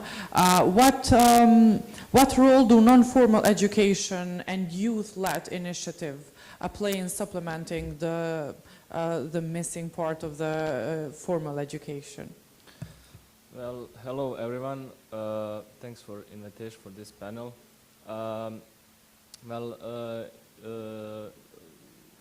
Non-formal education is really important, and youth activists are also really important. So they are playing a key role and really crucial role in engaging the things you don't learn in school, because schools leave a gap, and the whole formal education leaves a gap, especially this topic in climate change. I will give an example of Bosnia and Herzegovina, and I think it's a little bit different from other West Balkan countries, because Bosnia and Herzegovina by 1995 has established its country, and by Dayton Agreement it is separated into two entities and one district. So the first entity is the Federation of Bosnia and Herzegovina, and it has 10 cantons, and each of those 10 cantons has their own Ministry of Education. And and also in Republic of Srpska there is one Ministry of Education, one central, and also in District Brčko it's different Ministry of Education. So if you want to implement climate exchange, climate change, or let's say, for example, ecology as a subject, it's really hard, because in each of those 10 cantons in the Federation of Bosnia and Herzegovina, some of them can include as a subject, some of them if they want, if they don't want, it's their choice.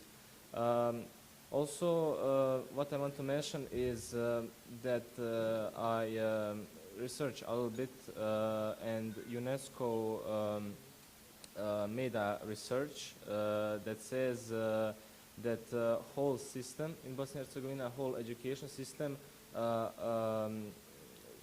leaves smaller than 20% of climate education. So that is really, I mean, it's really concerned about that topic, because the only two subjects in school that are talking about climate change is geography and biology, and none of that.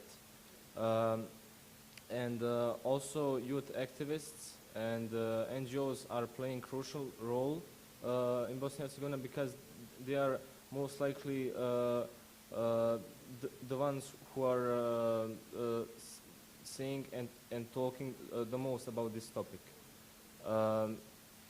And that's it. Thank you, Emelian. Sutrime, how do you see the integration of green policies within schools beyond the classroom level? Okay. First, I see that the institution itself could be a kind of example of sustainability. So, for example, the institution, the school building, to be the energy efficient building, and school to have some kind of waste reduction programs. So just to be a kind of example for the school itself, but also for the community. Second, it's very important to include students in the decision-making process. So students has to feel, has to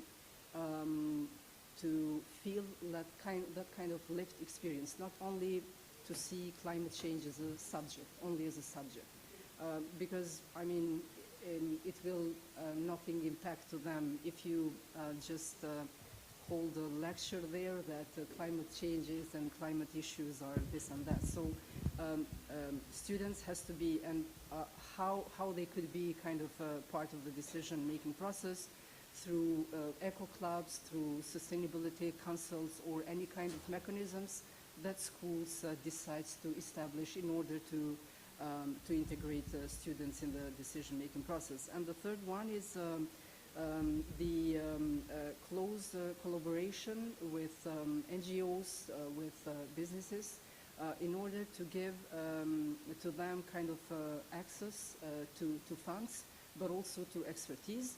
In this way, I mean, schools could be kind of community hubs for climate innovation and awareness. Yeah, without a doubt, there's plenty of space to put these kind of topics. Anna, I want to ask you about your work at Albanian Skills, and how do you think it can contribute to capacity building in green and digital transitions? This is a very dear question, since we are in the field, and yeah, from our core mission and vision, in fact, we are, let's say, initiated 12, 13 years ago to bring some innovation in skills development in general, and being founded by professionals who we were in a field, and as well looking challenges in that, especially in that image as well. Just a very few number of students were attending vocational education, looking as a second choice, and so on. So we thought that, and we wanted to bring the skills development in a foremost, and yeah, to make it not only visible, but to look at it as the education choice, because we all, every day, from the morning till we go to sleep, we need technical, we need professionals, and this comes from the vocational education. And as said, we were somehow finding, looking for innovations, looking for good things, for things which were not in Albania yet, and bringing some international dimensions in skills development. For example, one of our core, let's say, activity are skills competitions, national skills competitions, which are, I must say, unique in the Balkan. Of course, there are skills competitions or schools, but not in a national level for all the range of young people, be it study at school, or be it learning at work, or be it learning, let's say, at home. Everyone is invited once a year to compete in several categories. And not only in technical aspects, but we were trying year by year to integrate elements. For example, to integrate, for example, we have created from 3-4 years together with some industry partners, taking occasion from fair, just industry fair, for example, agriculture or fashion or tourism fairs, and we integrated competitions, hackathons in those, and with the dimension of sustainability, because we were talking for curricula, to make standard curricula, which takes time. We were talking for new modules or modular training, etc. But it is important to integrate sustainability aspect, dimension in all learning outcomes.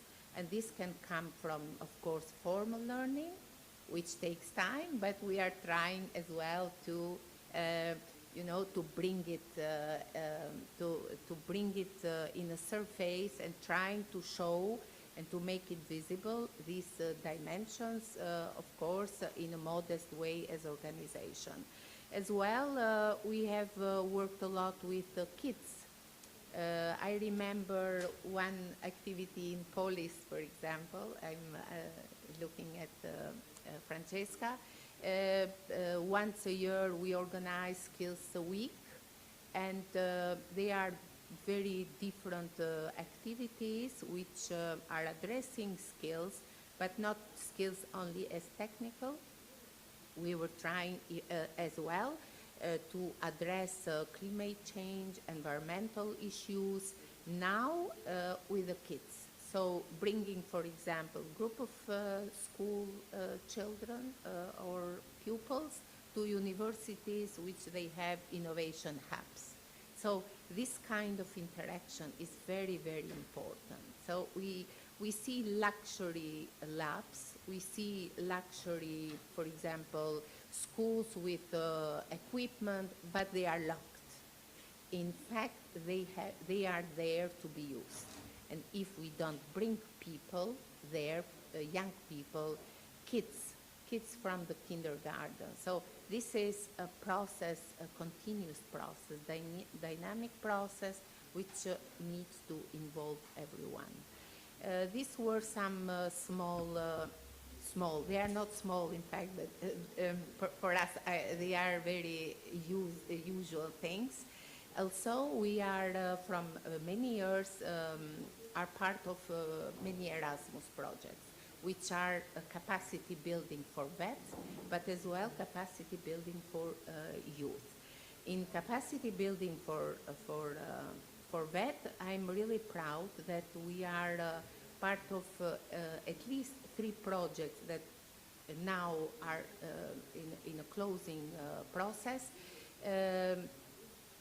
building modules, capacity building programs for teachers, in digital for vet teaching, in green and digital skills for sustainable life, and also we are in one project, we are part of working in innovation in textile. And I'm bringing one example from my last visit in Sweden, and this can address many issues and ideas that we were discussing here. For example, how to work with the mindset, because the mindset shift is very important for everyone. We were there in Borås, which is from maybe from 200 years university and textile learning center, and it was something very simple that they had created. In each lab or in each environment, they had as well a small shop bringing their own clothes and selling, so selling and reselling them, which is very simple, very modest, but this you might see everywhere in Sweden. Maybe all of you have visited and seen it, but the mindset of these people is very excellent and it's very exciting. And I was asking the professor that now you are going against the industry, because industry wants to produce, to sell, to make, incoming and so on. And she said that, yes, but this is the way how we have to address. I mean, they want to produce, but in the other side, we have to take care of the planet, of the issues and the changes that we are facing as a humanity. And the second example has to do with my niece, because my brother lives there, and we were going just to see shops. And she said, Aunt, I like this second-hand shop to visit and to buy. And I said, okay, let's go. But she said no, because my pap, he doesn't like second-hand. So this has to do with our mindset of our generation, but young people, of course, are looking things differently. And it's our duty, and we had not to, or have not to stop to support this change and to leave young people, why not even to lead processes at school or at our organization or in community.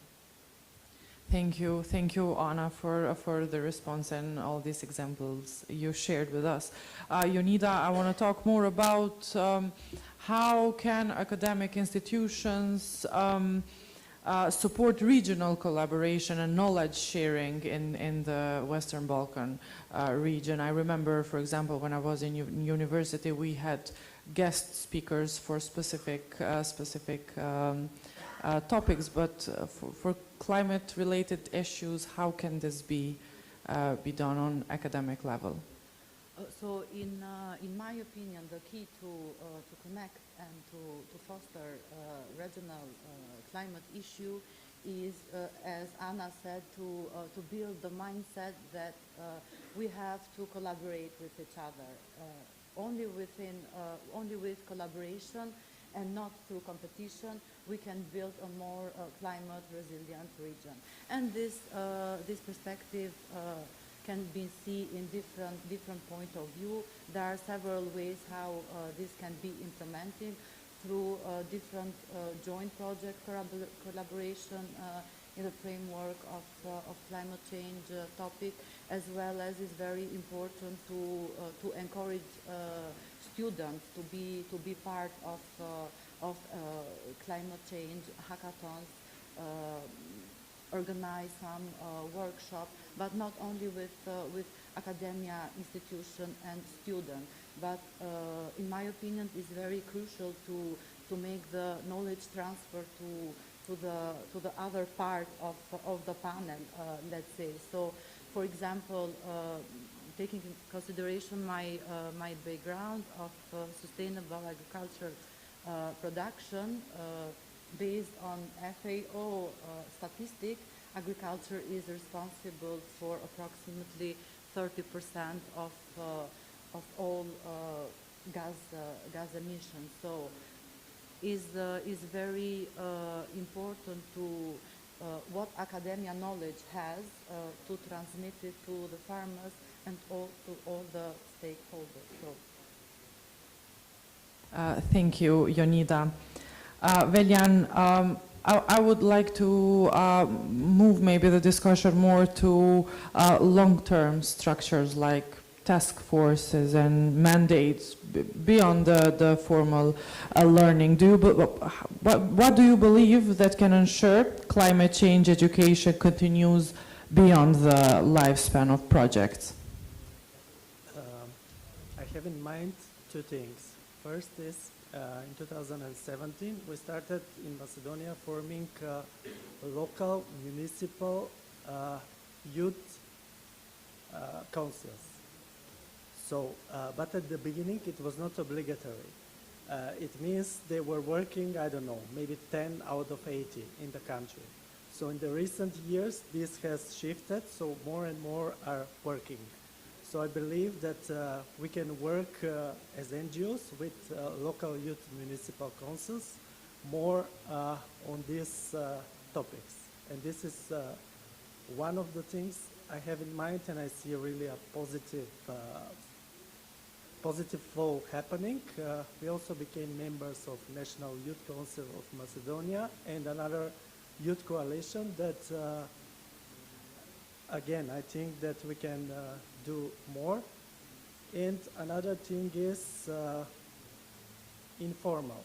You said not formal, but I want to say formal because something nice happened and I was really positively surprised because I told you about this circular chemistry project and I was writing some proposal now in March and I was looking about official curriculums of Ministry of Education.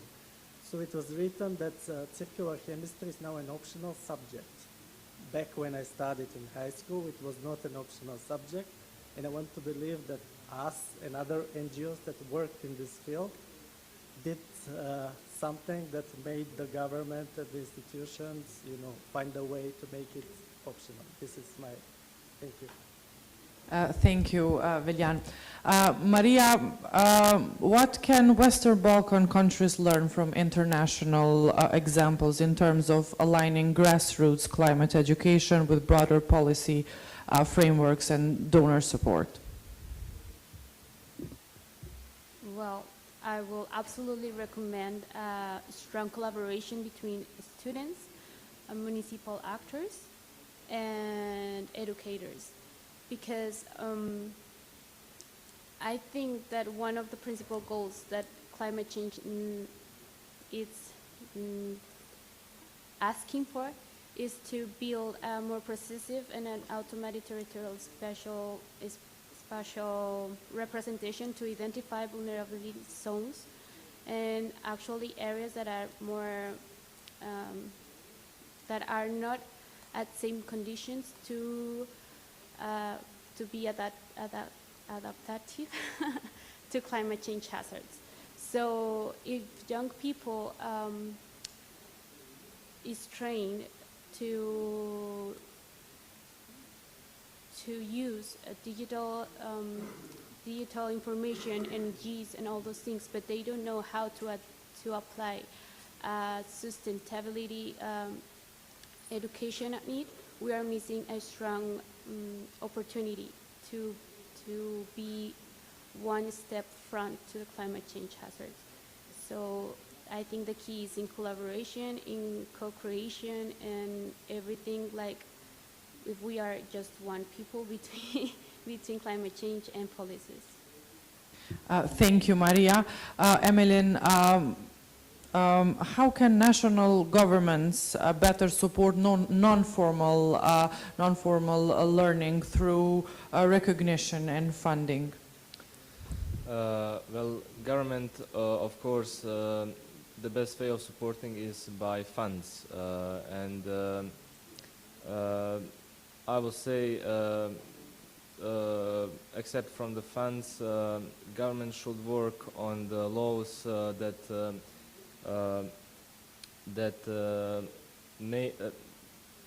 for schools and NGOs to make easier for them to make an agreement, meaning that NGOs can, like experts from NGOs can come to school and present about climate topics, and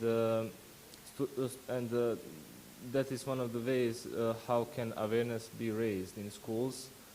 Also, students by themselves can make seminars, can make online campaigns, and also what I wanted to mention is the teachers also have to be taught about this topic, because not so many teachers know about this topic, and also they are the persons who are teaching the students and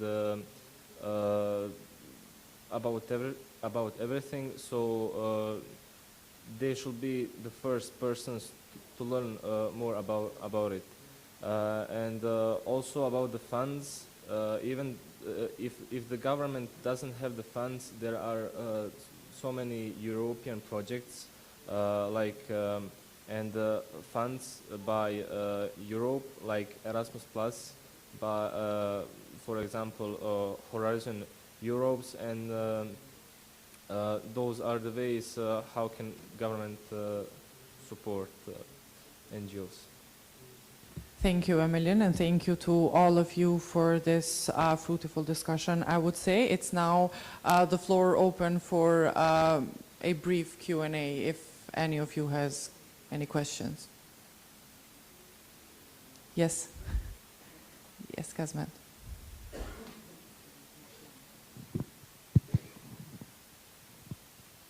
Thank you, Gonca. I'm Gazman Berlayoli, the Balkan Forum. So the question is for all. We talked about problems and where we stand as a region. My question to you is, and I'm keen to look for bright spots. So the question to you is there any bright spot or a good example that you know that happened in your country that you want to share with us, with this group, in terms of education, or a policy that is working, basically is showing results? So I'm looking for bright spots. We talked about problems. Everyone is indicating, and every report is confirming that. My question is maybe to Maria, to Yonida, and so bright spots. Bright spots. I would give you a perfect example of bright spots. At our agriculture university of Tirana, we have established a collaboration with Boku University in Vienna, and that collaboration, let's say, is done with our Prime Minister and the municipality representative of Boku. So in this period, we are in this reconstructing curricula. So climate change will be implemented not only as a simple subject, but we are going to have a new bachelor in IT, agriculture IT, at our university. So it will implement a multidisciplinary approach from spatial data to GIS tools applicable for agriculture and food production. So this is what I wanted to emphasize. And the new academic year will find Agriculture University with this new academic offer, let's say, for students, but not only because the knowledge transfer is not the benefit for the student, but is for all the stakeholders throughout project and different collaboration opportunities. So. Thank you, Anita. Anyone?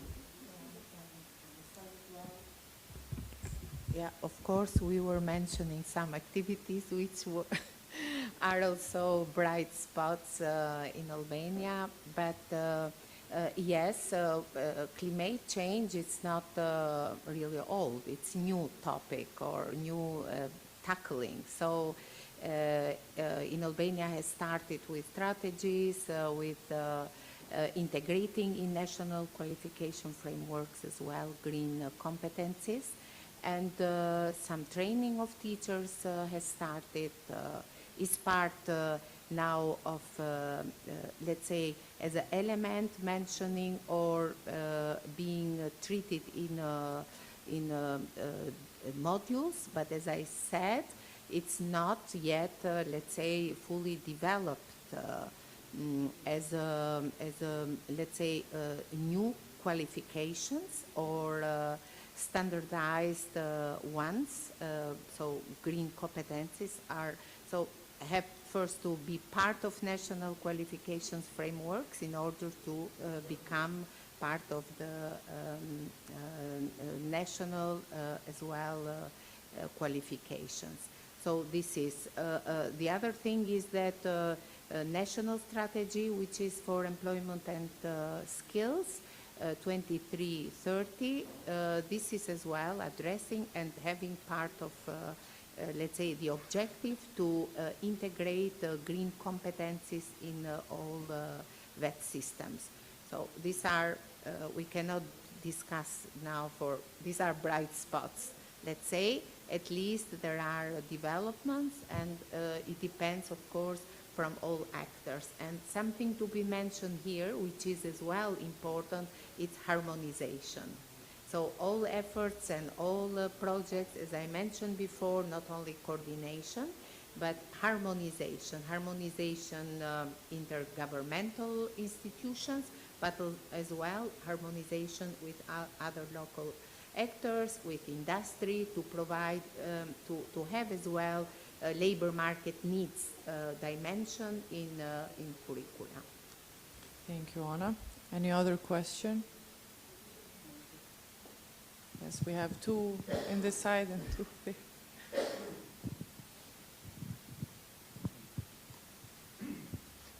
Përshëndetje për gjithë. Hi to all of you. I would like to congratulate you for the project that you, it seems, finished, and for this event. Very interesting event, and of course for me very interesting because I somehow work in the field.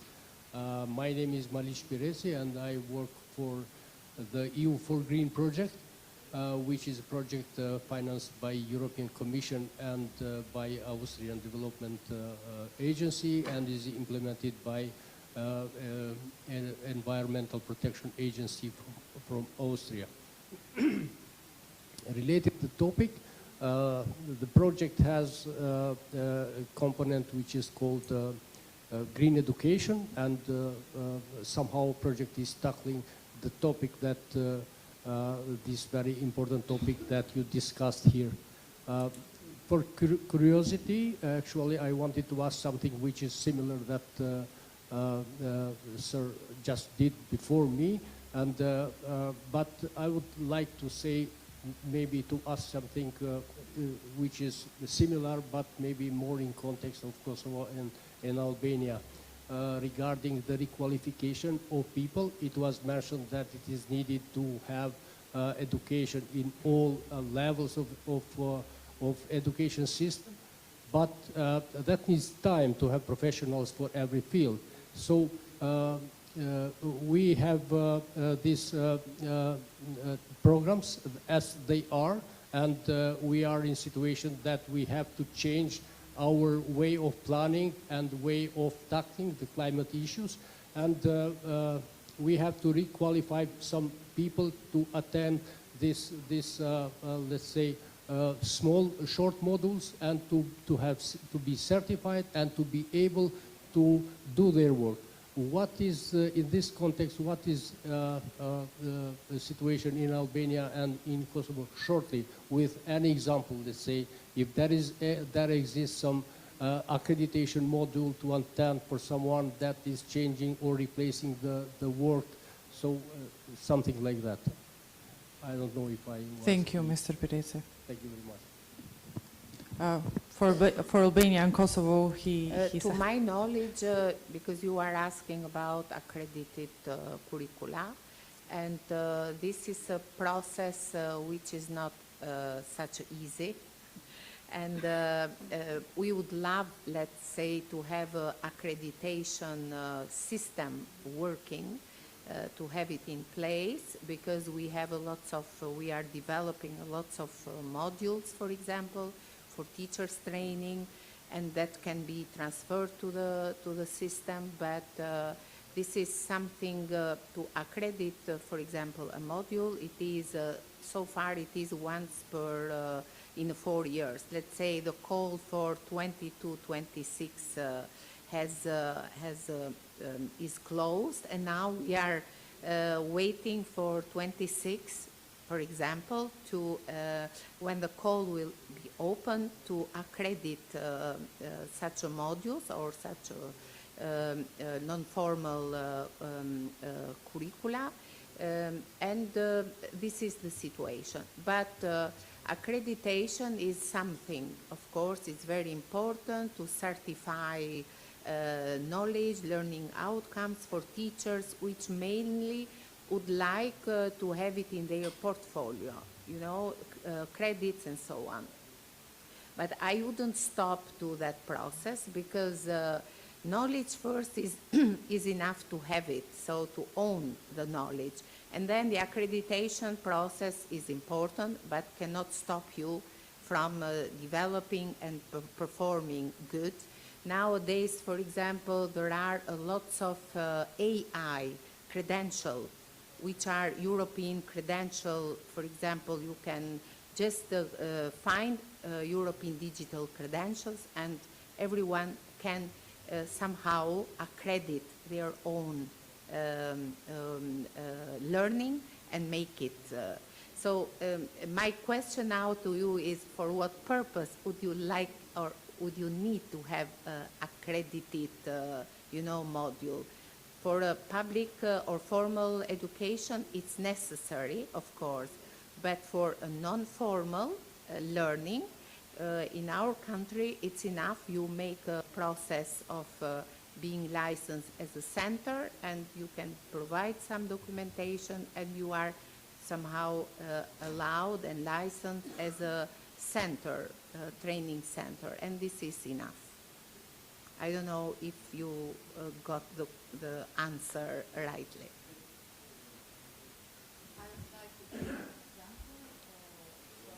Formal institution in Albania. As I mentioned before, in the framework of reconstructing our curricula throughout Boku University, and it's necessary to implement digitalization in agriculture. We have been part, me and other colleagues, but not only academic staff from our university, but we are in a joint project, a participant from all Balkan, Western Balkan. It is a project that is led by Agriculture University and IAMO Institute in German. Is a agriculture institute that support city country in transition. So far we have closed 6 courses that have focused on spatial data, climate analysis, GIS approach in agriculture, how to manage a project, always in the focus of the impact that climate change has in agriculture production. It was very important, the course that we held last September with land use, land cover, administration. So to be accredited, as my colleague said, that the teacher should be trained by this new challenges that we have in climate change. So to be let's say in a line with the reconstruction curricula, we have been more than 1 year that I'm talking to academic staff of our Agriculture University to have this improvement skills in climate change topic. Thank you, Nida. Sutrime also will shortly talk about Kosovo and the need for accreditation. Yeah, very shortly. In the context of Kosovo, to my knowledge, I'm not aware that there is a specific activity regarding accreditation. I mean, in this regard, and if people want to shift from different experiences and to be involved in the climate issues, cases or experiences, I mean, there is no initiative in Kosovo so far, but I know personal initiatives, personal efforts from different professors across Kosovo, mainly in the secondary school, in the circular economy context. So they are integrating their knowledge and experiences that they gain from different national and international experiences. So they are integrating those kind of experiences and methodologies within their lectures. So it's nothing, let's say, organized in the level of school or Ministry of Education, but on personal basis, professors are active in this regard. Yeah, I know a case in Ferizaj, for example, so in Peja, in Jakova, so there are success stories that are present in Kosovo as well. Thank you, Sutrime. Other questions? Yes, please.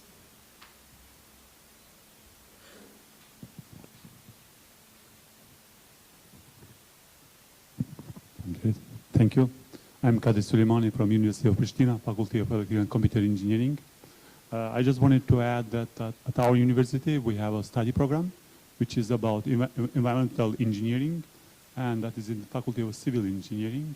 And I also wanted to ask, I mean, in Albania and also North Macedonia, but also maybe in Spain, do you have dedicated study programs for students at the bachelor level and master level for environmental engineering? And if you have, is there interest from students to enroll in those study programs? Because as I know, at our university, there is a lack of interest from students to enroll in those study programs. Well, in Spain, we do have these kind of programs. Actually, we have more specific programs like cartography and analysis, risk analysis, environmental sciences, and all those things in master's, the PhD, and also in university as well. And yes, there is a lot of how to say, motivation of students in this area. So yeah, we do. As well, at Agriculture University in Tirana, we have a bachelor cycle program for environmental engineering. So it is one of the program that is most wanted from the students. So it has interest, and the interest is growing year by year for students and to come and to have a bachelor diploma in environmental engineering nowadays. And in my opinion, it will increase in the near and far future. Thank you, Anita. Govelyan, just shortly because we're past the time. Yeah, shortly, because I was not sure of which year it was. We passed this accreditation process in 2019 for a project for Occupational Standard Sustainability Advisor. So it is verified by Adult Education Center in Skopje, which is government institution, and also by the Ministry of Education. So we have the stamp, we have everything, and it is like occupation. This is what it wants. Thank you. Thank you for the additional information, and thank you also to all of you for being part of this panel. It was a pleasure really to discuss and to go more into detail about the education and policy recommendations. So it's now time for a much needed and deserved coffee break. We will resume with the third and final panel after the coffee break at 12:15.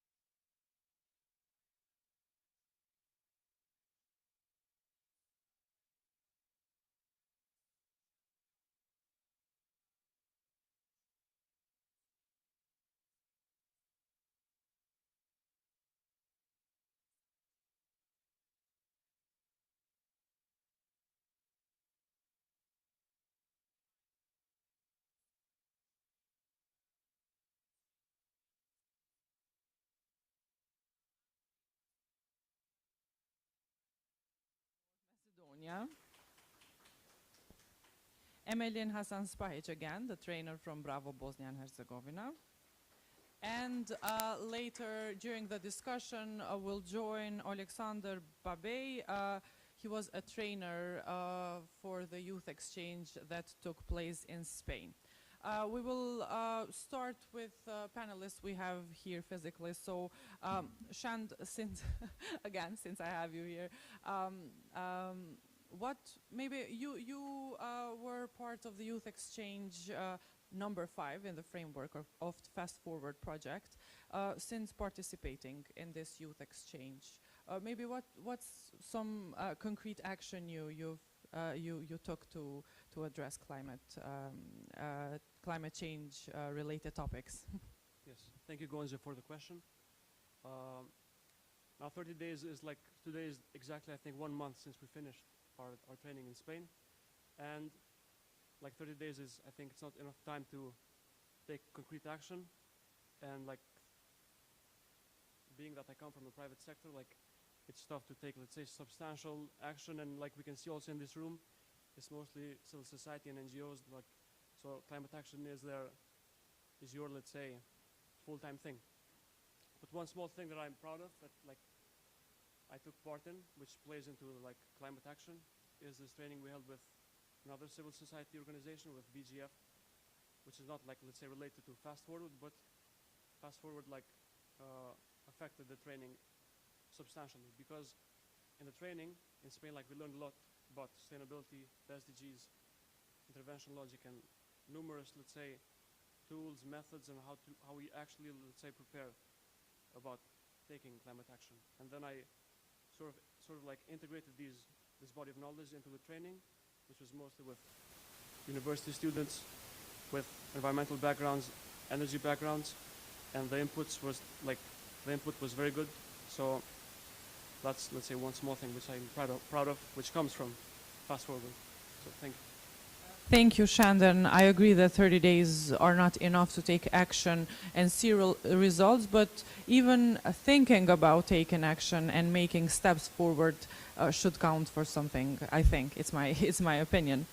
Belisa, you, apart from being participant in the youth exchanges and training of trainers, you also are a project manager at Bill Green Group. What have been the biggest challenges, maybe, in organizing and managing cross-border youth-focused environmental activities, and how did you overcome them? We are now almost at the ending of the project, and we can say freely that they have been going smoothly and everything has been going good. Can you tell us how have you managed that? Fast Forward has been the first project I was assigned to as a project manager when I started working at Bill Green Group.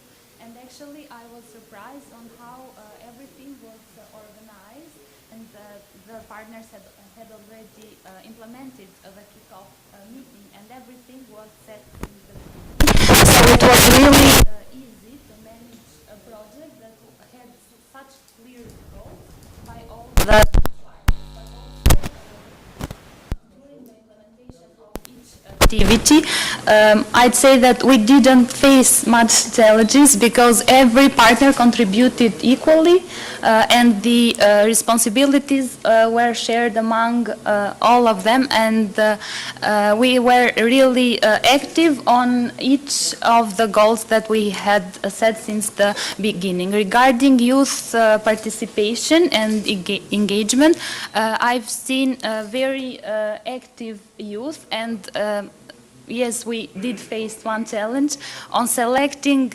youth. That was the hardest part. Yes, because we didn't know which one to give the opportunity and which not, because we had so many good applications, and I'm really happy that at the end of each activity, as you mentioned, I've also been there physically in some of them. And sometimes, even though we apply some monitoring and evaluation mechanism, what's really important is seeing all those faces at the end, happy for the experience and sharing all the knowledge that they gained throughout the process. So I'd like to thank all the partners for their contribution, for the organization, as well as selecting such active youth, but also the trainers who provided their expertise. But most importantly, I would like to thank all the youth that were part of this project, because they are the ones who really made it successful. Thank you, Belisa. Denaider, you took part on the Youth Exchange number 5 in Alicante, Spain. I want to ask you, or can you share maybe a transformative or eye-opening moment you've experienced during the Youth Exchange training, or maybe just visiting the city? Thank you, Gonja, for a question. Hello, everyone. I was part in Alicante, Spain, and it was an amazing experience. I have to mention the youth who engage in this section for the environment, because I live with a question, with a quote, environment needs us and we need the environment. Also, I'm happy to see the youth to engage in these projects, because nowadays some youth wants to participate in the events who wants in their fields, in their work fields, or when they want to get their funds and to use for their money or other things. In my case, I have I have participated in so many projects for the green sustainabilities, and I have implemented 2 of my projects in Tirana, because the youth has this problem, because they have idea, they have everything, but they don't implement the final product, and this is the problem. But I have learned from the Alicante experience to get so much information and to get information about how to implement the projects, and how can we as the youth can involve in to make the environment better. Thank you, Denaider. Andrei, in your experience, how do cultural exchanges and regional diversity enhance collaboration and mutual understanding of climate change-related issues, okay, so or environmental issues in general? Right. Thank you for the question, and thanks again to our hosts for having us. I'm probably the black sheep of this panel, and maybe all 3 panels, because I'm not really an environmentalist by vocation. My educational background is in psychology, so I'm going to attempt to answer your question as a psychologist would. The reason youth exchanges are so effective at converting people to the cause of environmental issues is because your childhood years, your teenage years, and your early adulthood might be the only time in your life where you can be reliably converted to the cause. And it's that much easier when you have people from different cultures to help you. Why this is the case? One thing I do know about environmentalism is, in Europe at least, the level of eco-consciousness of a population of any country is directly proportional to the GDP. In most cases, the more money people have, the more they care about the environment. And there's a lot of reasons for that, but it's primarily because they can afford the care. When your basic needs are taken care of, it becomes a lot easier to think about abstract problems like the ozone layer, climate change, and whatever else. But when you live in a nuclear family of 3 with an average monthly income of 400 or 500 euros, which is the reality for a lot of people in the Balkans, it becomes a question of, will I survive, so to speak, to see the next month? And when you have to live paycheck to paycheck, it becomes a lot more difficult to think about things like the environment.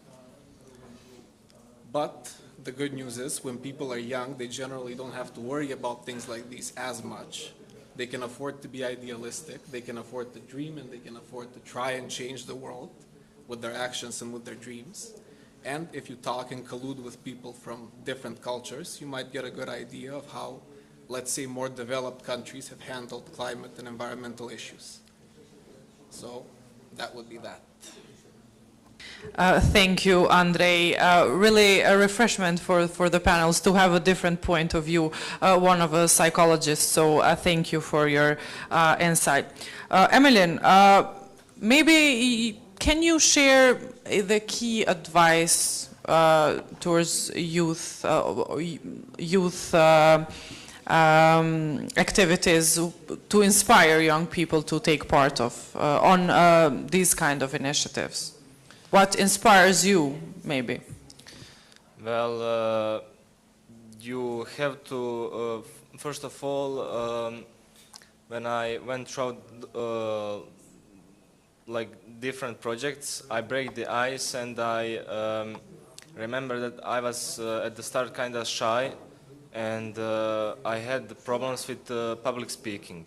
And also in the projects, you have opportunities to go in the front of the people and to speak. And you should use those chances and to speak up in front of the people, because also right now I think everybody has a little bit is a little bit concerned if he or she will make a mistake like this in the panel. So like youth activists should make on their skills of communications, because it's really important, because when you go in front of the people and you start speaking, you will see on them and on their body language if they are listening to you, and that's a really good point. And also, you don't need to be an expert to talk about something. You just need information. You have to listen to speak the truth. You don't need to be some like expert, like doctors in something, but you just have to learn to speak and to share informations, and not to share disinformations. Thank you, Emilien. If the trainer from Spain, Olex, is ready to join us virtually, then I will address the question to him. Do we have Olex? Yes. Okay. Hello, Olex. Nice to see you virtually. To meet you. Mirgita, добър ден. Nice to see you. Nice to see you too. We were just discussing how these kind of trainings, the one that we had in Spain and the others in the framework of the Fast Forward project, kind of build opinions to the young people taking part on these initiatives. But Olex, I wanted to ask you, how has your personal background or academic journey influenced the way you approach these trainings and train young people in environmental issues? Okay, my personal background is more about training entrepreneurs and civil servants. And when we speak about entrepreneurs, they are mostly action-oriented. And my background is on action-oriented trainings. So when you train entrepreneur or young people, mostly they want to do something, first of all. And I have very long experience in such kind of assignments. And based on this, I made my own methodology. I named it Master Keys. because it based on 4 pillars. First pillar, motivation. If you don't know why to do something, you will do nothing, mostly. Second, S, skills. You need to do something very fast, mostly instantly. Yes, we live in the time of instant decisions. We need to do everything very, very fast, just now. So first you need skill to do something. Next, you need knowledge. So the third pillar, knowledge. You need knowledge. Why? Because when you have skills and when you have to do a little bit bigger effort, you need a deeper understanding of processes.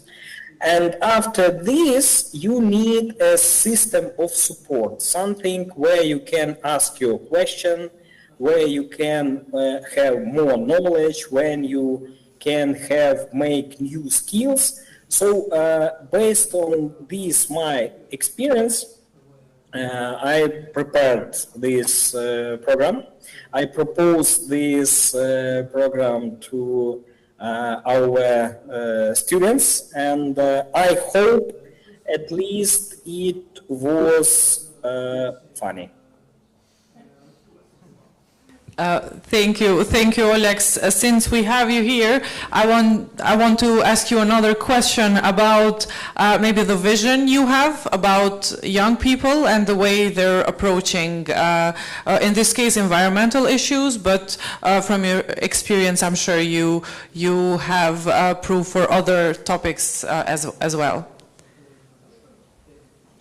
First of all, I want to greet everyone because.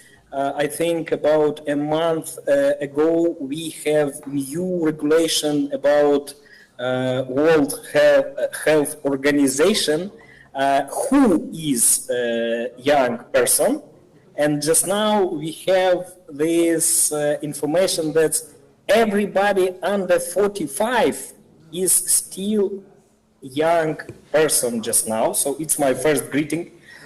For everyone here in this room, that we will be, or you will be young for a long, long time, not the nearest 5 years, and it's great. And from me as a person, a couple of years after this new youth, I think that the main effort of young people on next 5 to 10 years will be building a leadership, first of all. Because as we see just now, we have like a little ice period in everything. In politics, we see that people after 80 years with thinking of 19th century just now are the main people in this world.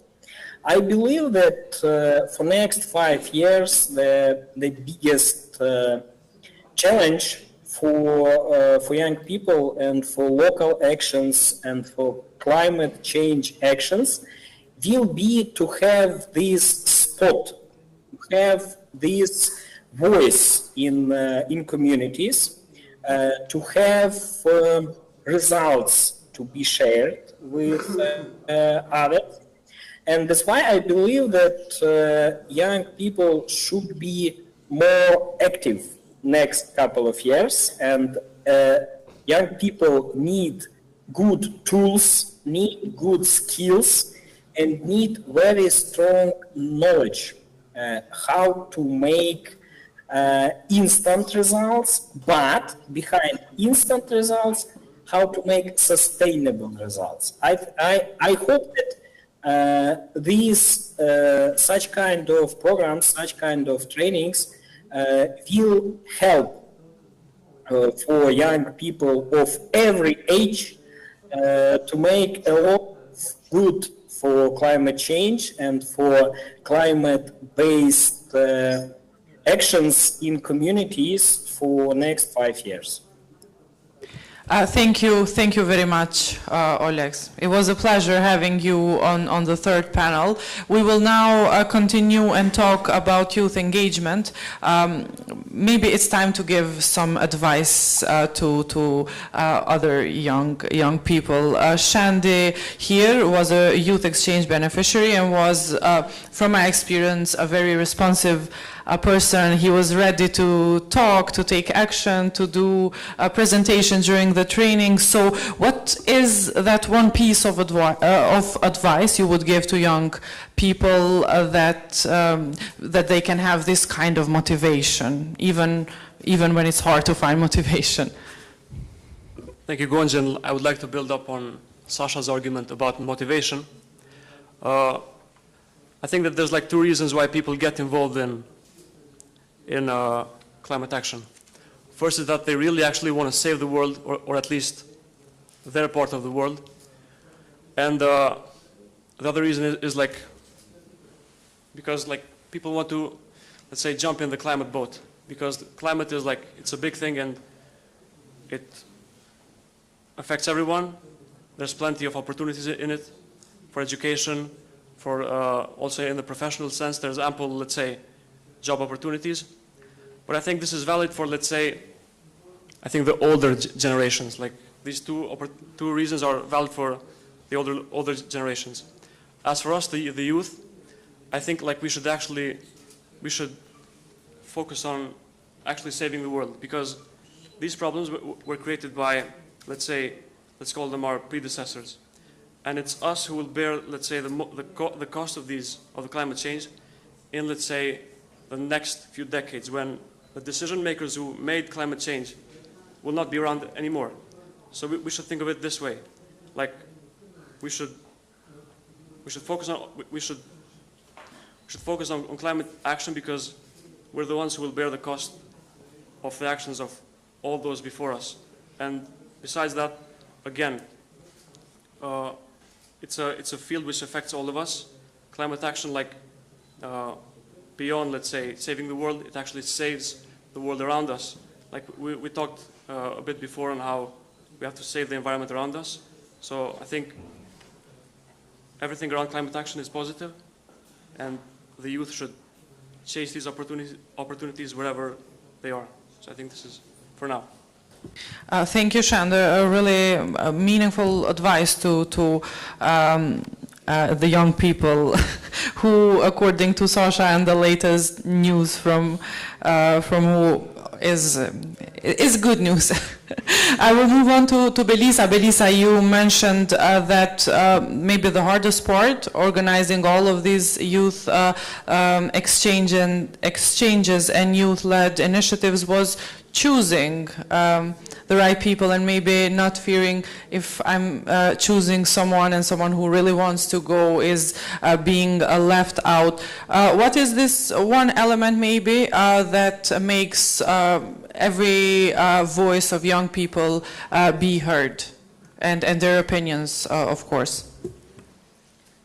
So we try to engage youth in different in all phases of the project. So youth are not only engaged during project implementation, they are engaged since the design phase. So we have a really strong collaboration with different educational institutions at the local and national level, from which, despite research, because that's one of the main focus areas of our organization, we also try to find needs from the local level and the national level. So if we are designing a youth project, the main needs should come from them. So we have some consulting processes with them in order to design our project. Also, we engage youth during the design process, because we are really active also with volunteering, and we have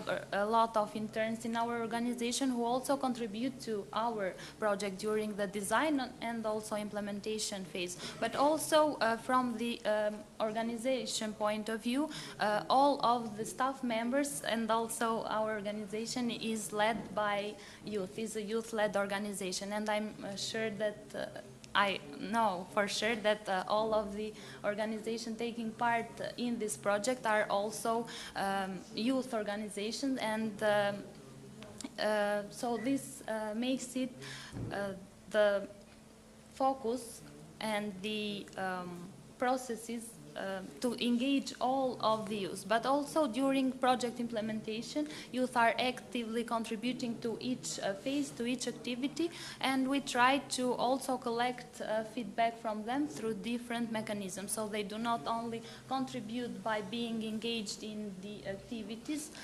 through different presentations and non-formal learning tools that we have applied, but they also provide their feedback through different processes that we use. But that's sometimes from the documentation process. What I really want to share on how can we measure impact and youth engagement is, as I before mentioned, seeing their faces, their expressions, and their engagement, physical engagement, I mean, not only those mechanisms that we use to collect feedback. Thank you, Belisa. Denoider, I wanna ask you how has your view of environmental activism evolved since you started taking part on these kind of initiatives and being interested in environmental issues? At first, I saw this like protest or campaigns for the environment, and not as youth engagement for the environmental. I also saw Greta Thunberg, who is a young environment activist, and I think if some countries have like 10 Greta Thunberg, the country will be more engaged in the environment. I also see myself, because I took part in others events for when the key topics was the environment. Even though my background is from the IT, from the software engineering, I also keep pushing to myself to be part of this environment, because it's not necessary to have an environmental background to be part of the environmental contribution. And I'm also thinking, me as an IT or as a software engineer, to build a platform, online platform, where people will have the opportunity to talk for the key topics, which is the environment. They can talk about the water problems in Kosovo, I heard, for the air pollution, etc., which are some of the key problems in the environmental today. And I also keep pushing the other my friends, because they see this environmental engagement as not necessary thing for themselves, but they also need the environment to be part of their everyday life. Thank you, Denoider. Andrei, I want to discuss more about what do you think is needed to expand these kind of exchanges, cultural exchanges, since I saw in your bio that you've been part of many cultural exchanges. What is needed to expand beyond the project timelines? The project would need to encourage you to take baby steps, right? Like I mentioned earlier, it's nice to want to save the world. It's a beautiful thing. But again, this is the psychologist speaking. If you're trying to fix everything, chances are you're trying to avoid fixing your immediate surroundings, in your immediate area. And this goes for environmentalism as well. It's nice to have lofty and high ambitions, but I think a good Erasmus Plus project teaches you that micro habits, I'm talking about environmental Erasmus projects, of course, they teach you that micro habits are the first step towards making a difference. Every single Erasmus project that has to do with ecology reminds you at some point or another to turn off the tap water, for example, when you're brushing your teeth. Or they remind you it's okay to plant flowers in front of your apartment complex, or to plant trees once a month, or whatever else. our country is an ecosystem. Mine, yours, everybody's country is an ecosystem, but so is our immediate environment, our immediate surroundings. So a good Erasmus project teaches you to take small steps on a regular basis. And this makes all the difference, I think. Thank you, Andrei. Emeline, you mentioned earlier in the previous answer that taking part in these initiatives has not only helped you to understand the topics these initiatives has to do, but they also helped you to kind of get past that fear of public speaking and things like that. Now, having the experience with youth exchanges and youth-led initiatives, what do you prioritize when it comes to the training, when it comes to the topics being discussed in that particular initiative or organization? Well, about public speaking, it's really important. Whatever topic it is, it's really important for you, for yourself implementation, and it's really important to speak up, whatever topic it is. I've seen from the project I've been in Durrës in Albania that the participants that have been, let's say, in relationship, in the friendship from the first day, at the last day they were the best friends. And also you should just break the ice, even though it is an anonymous person next to you, or maybe it is strange to you, but also I've seen that participants have been better at the last days in public speaking, in English, because when you're constantly talking in a different language that is not your native language, the words that you're listening also comes up somewhere from your head, even though you don't know them, but you're using them, and those are the ways that you are self-implementing yourself. And also for me it was really great and interesting seeing that the difference between participants from the first day and the last day of the project.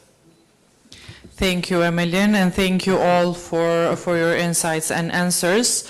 If anyone from the audience has any questions for our panelists, the floor is open. We will have a short Q&A. Yes, Sutrime, then Gazi. Okay.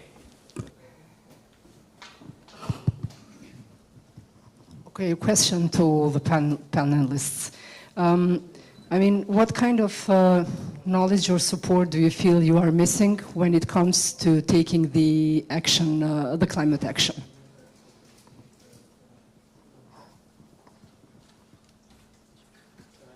Yes, of course. Thank you for the question, Sutrime. That's a very relevant point you brought up. I think the thing about climate action is that you just, let's say as a youth, you don't have, let's say, a single source of information, let's say. In order for you to get to know these opportunities, you have to either know somebody should recommend you. It's not open to, let's say, I think, the wider public. It's, I think it would be much better and much more efficient if these initiatives, these programs would be open, let's say, I mean, they're open to everyone technically, but not everyone is aware of these opportunities, of these, let's say, workshops, trainings, which may help, let's say, people who actually want to, let's say, save the world, to actually have to get the skills, get the tools to actually implement what they want to do. So, information and, let's say, lack of coordination between stakeholders. Anyone else from the panel to answer Sutrime? Yes, Emily? Well, I want to add that when I was in the at the project, I felt that something was missing, and that thing is that we were constantly talking and we had workshops about the climate change, but we had to show participants something when a person is when person is doing everything what it is supposed to, that nature gives him also that good things, and when it comes to destroying nature, what nature gives you also. We weren't going into any place where the nature is destroyed, and maybe just to make workshops where the participants would do something, maybe plant the trees, maybe clean up some places, just to feel the connection between the nature, just to feel that one tree is, that the trees are giving us the oxygen that we are breathing, and that are absorbing the CO2. And I felt that those things were missing. Thank you. Yes, please. Okay, so mindful of the time, this is not a question. It's more a comment, a reaction, and a recap in one go, and it is related to Andre and then to one of the comments that provoked me to react. I think it's a fortune that we have Andre here as a psychologist, because I think one of the fields that the psychology teaches or studies is the behaviors. And what our societies are lacking are change of behaviors. Is that so? So I think you are in the right spot, in the right panel, discussing and giving your insights about something that we need as a society to think and how to engineer change. And it is, yes, it was said here, you start with small changes. We need to see small wins, not because if we just take the statement, we need to improve climate change. That's an elephant, you know, where do I start? But if you start small, as Andre was saying, that's exactly where you start. And yesterday in the dinner, we discussed with Olyam, he's doing a great job with small initiatives. And that's how you start. You want community, you grow the path. You set the path so that for others and citizens to follow. Sorry for taking the time, but it's more an organic reaction to something that was discussed here, and I just needed to step in. Not at all. Thank you. Thank you very much, Gazmend. Has anyone else? Yetmir, please. Yes. Or yeah.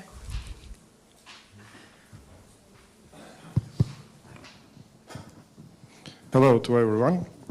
I'm Yetmir Berisha. I come from the vet field here in Kosovo.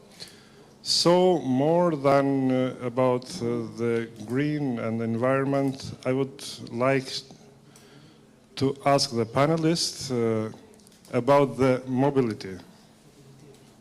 Because I would like to hear from your perspective which is or which are the strongest points or weakness points of being in another country or talking to other peoples. So what would you like to change if there are things that you would change about mobilities? Because I know there were so many talks about environment before, there were experts, there are people that they are studying in this field, but I would like to hear from you the perspective of mobility, being abroad and being in touch with other people. Thank you. Thank you, Yetmir. Who wants to give Yetmir an answer? Yes. I will give you an example about the mobility. I think the main topic is the people their personality who wants to engage in the environment, because I saw when I was in Alicante, people through everything in the trash and not in the, and I see in my country, in Albania, even the cigarettes, the filter of the cigarettes, we throw it and not in the trash. And the mobility of living abroad and living in our country is a little bit different for myself, because I live in Albania, and when I was in Alicante, it was very different about the mobility of and the perspective of how people see their engagements in the environment. Because even though the filter of cigarette is a small thing, but if everyone makes this act, it will give us a bad effect in the environment. Thank you, De Neuter. Any other questions?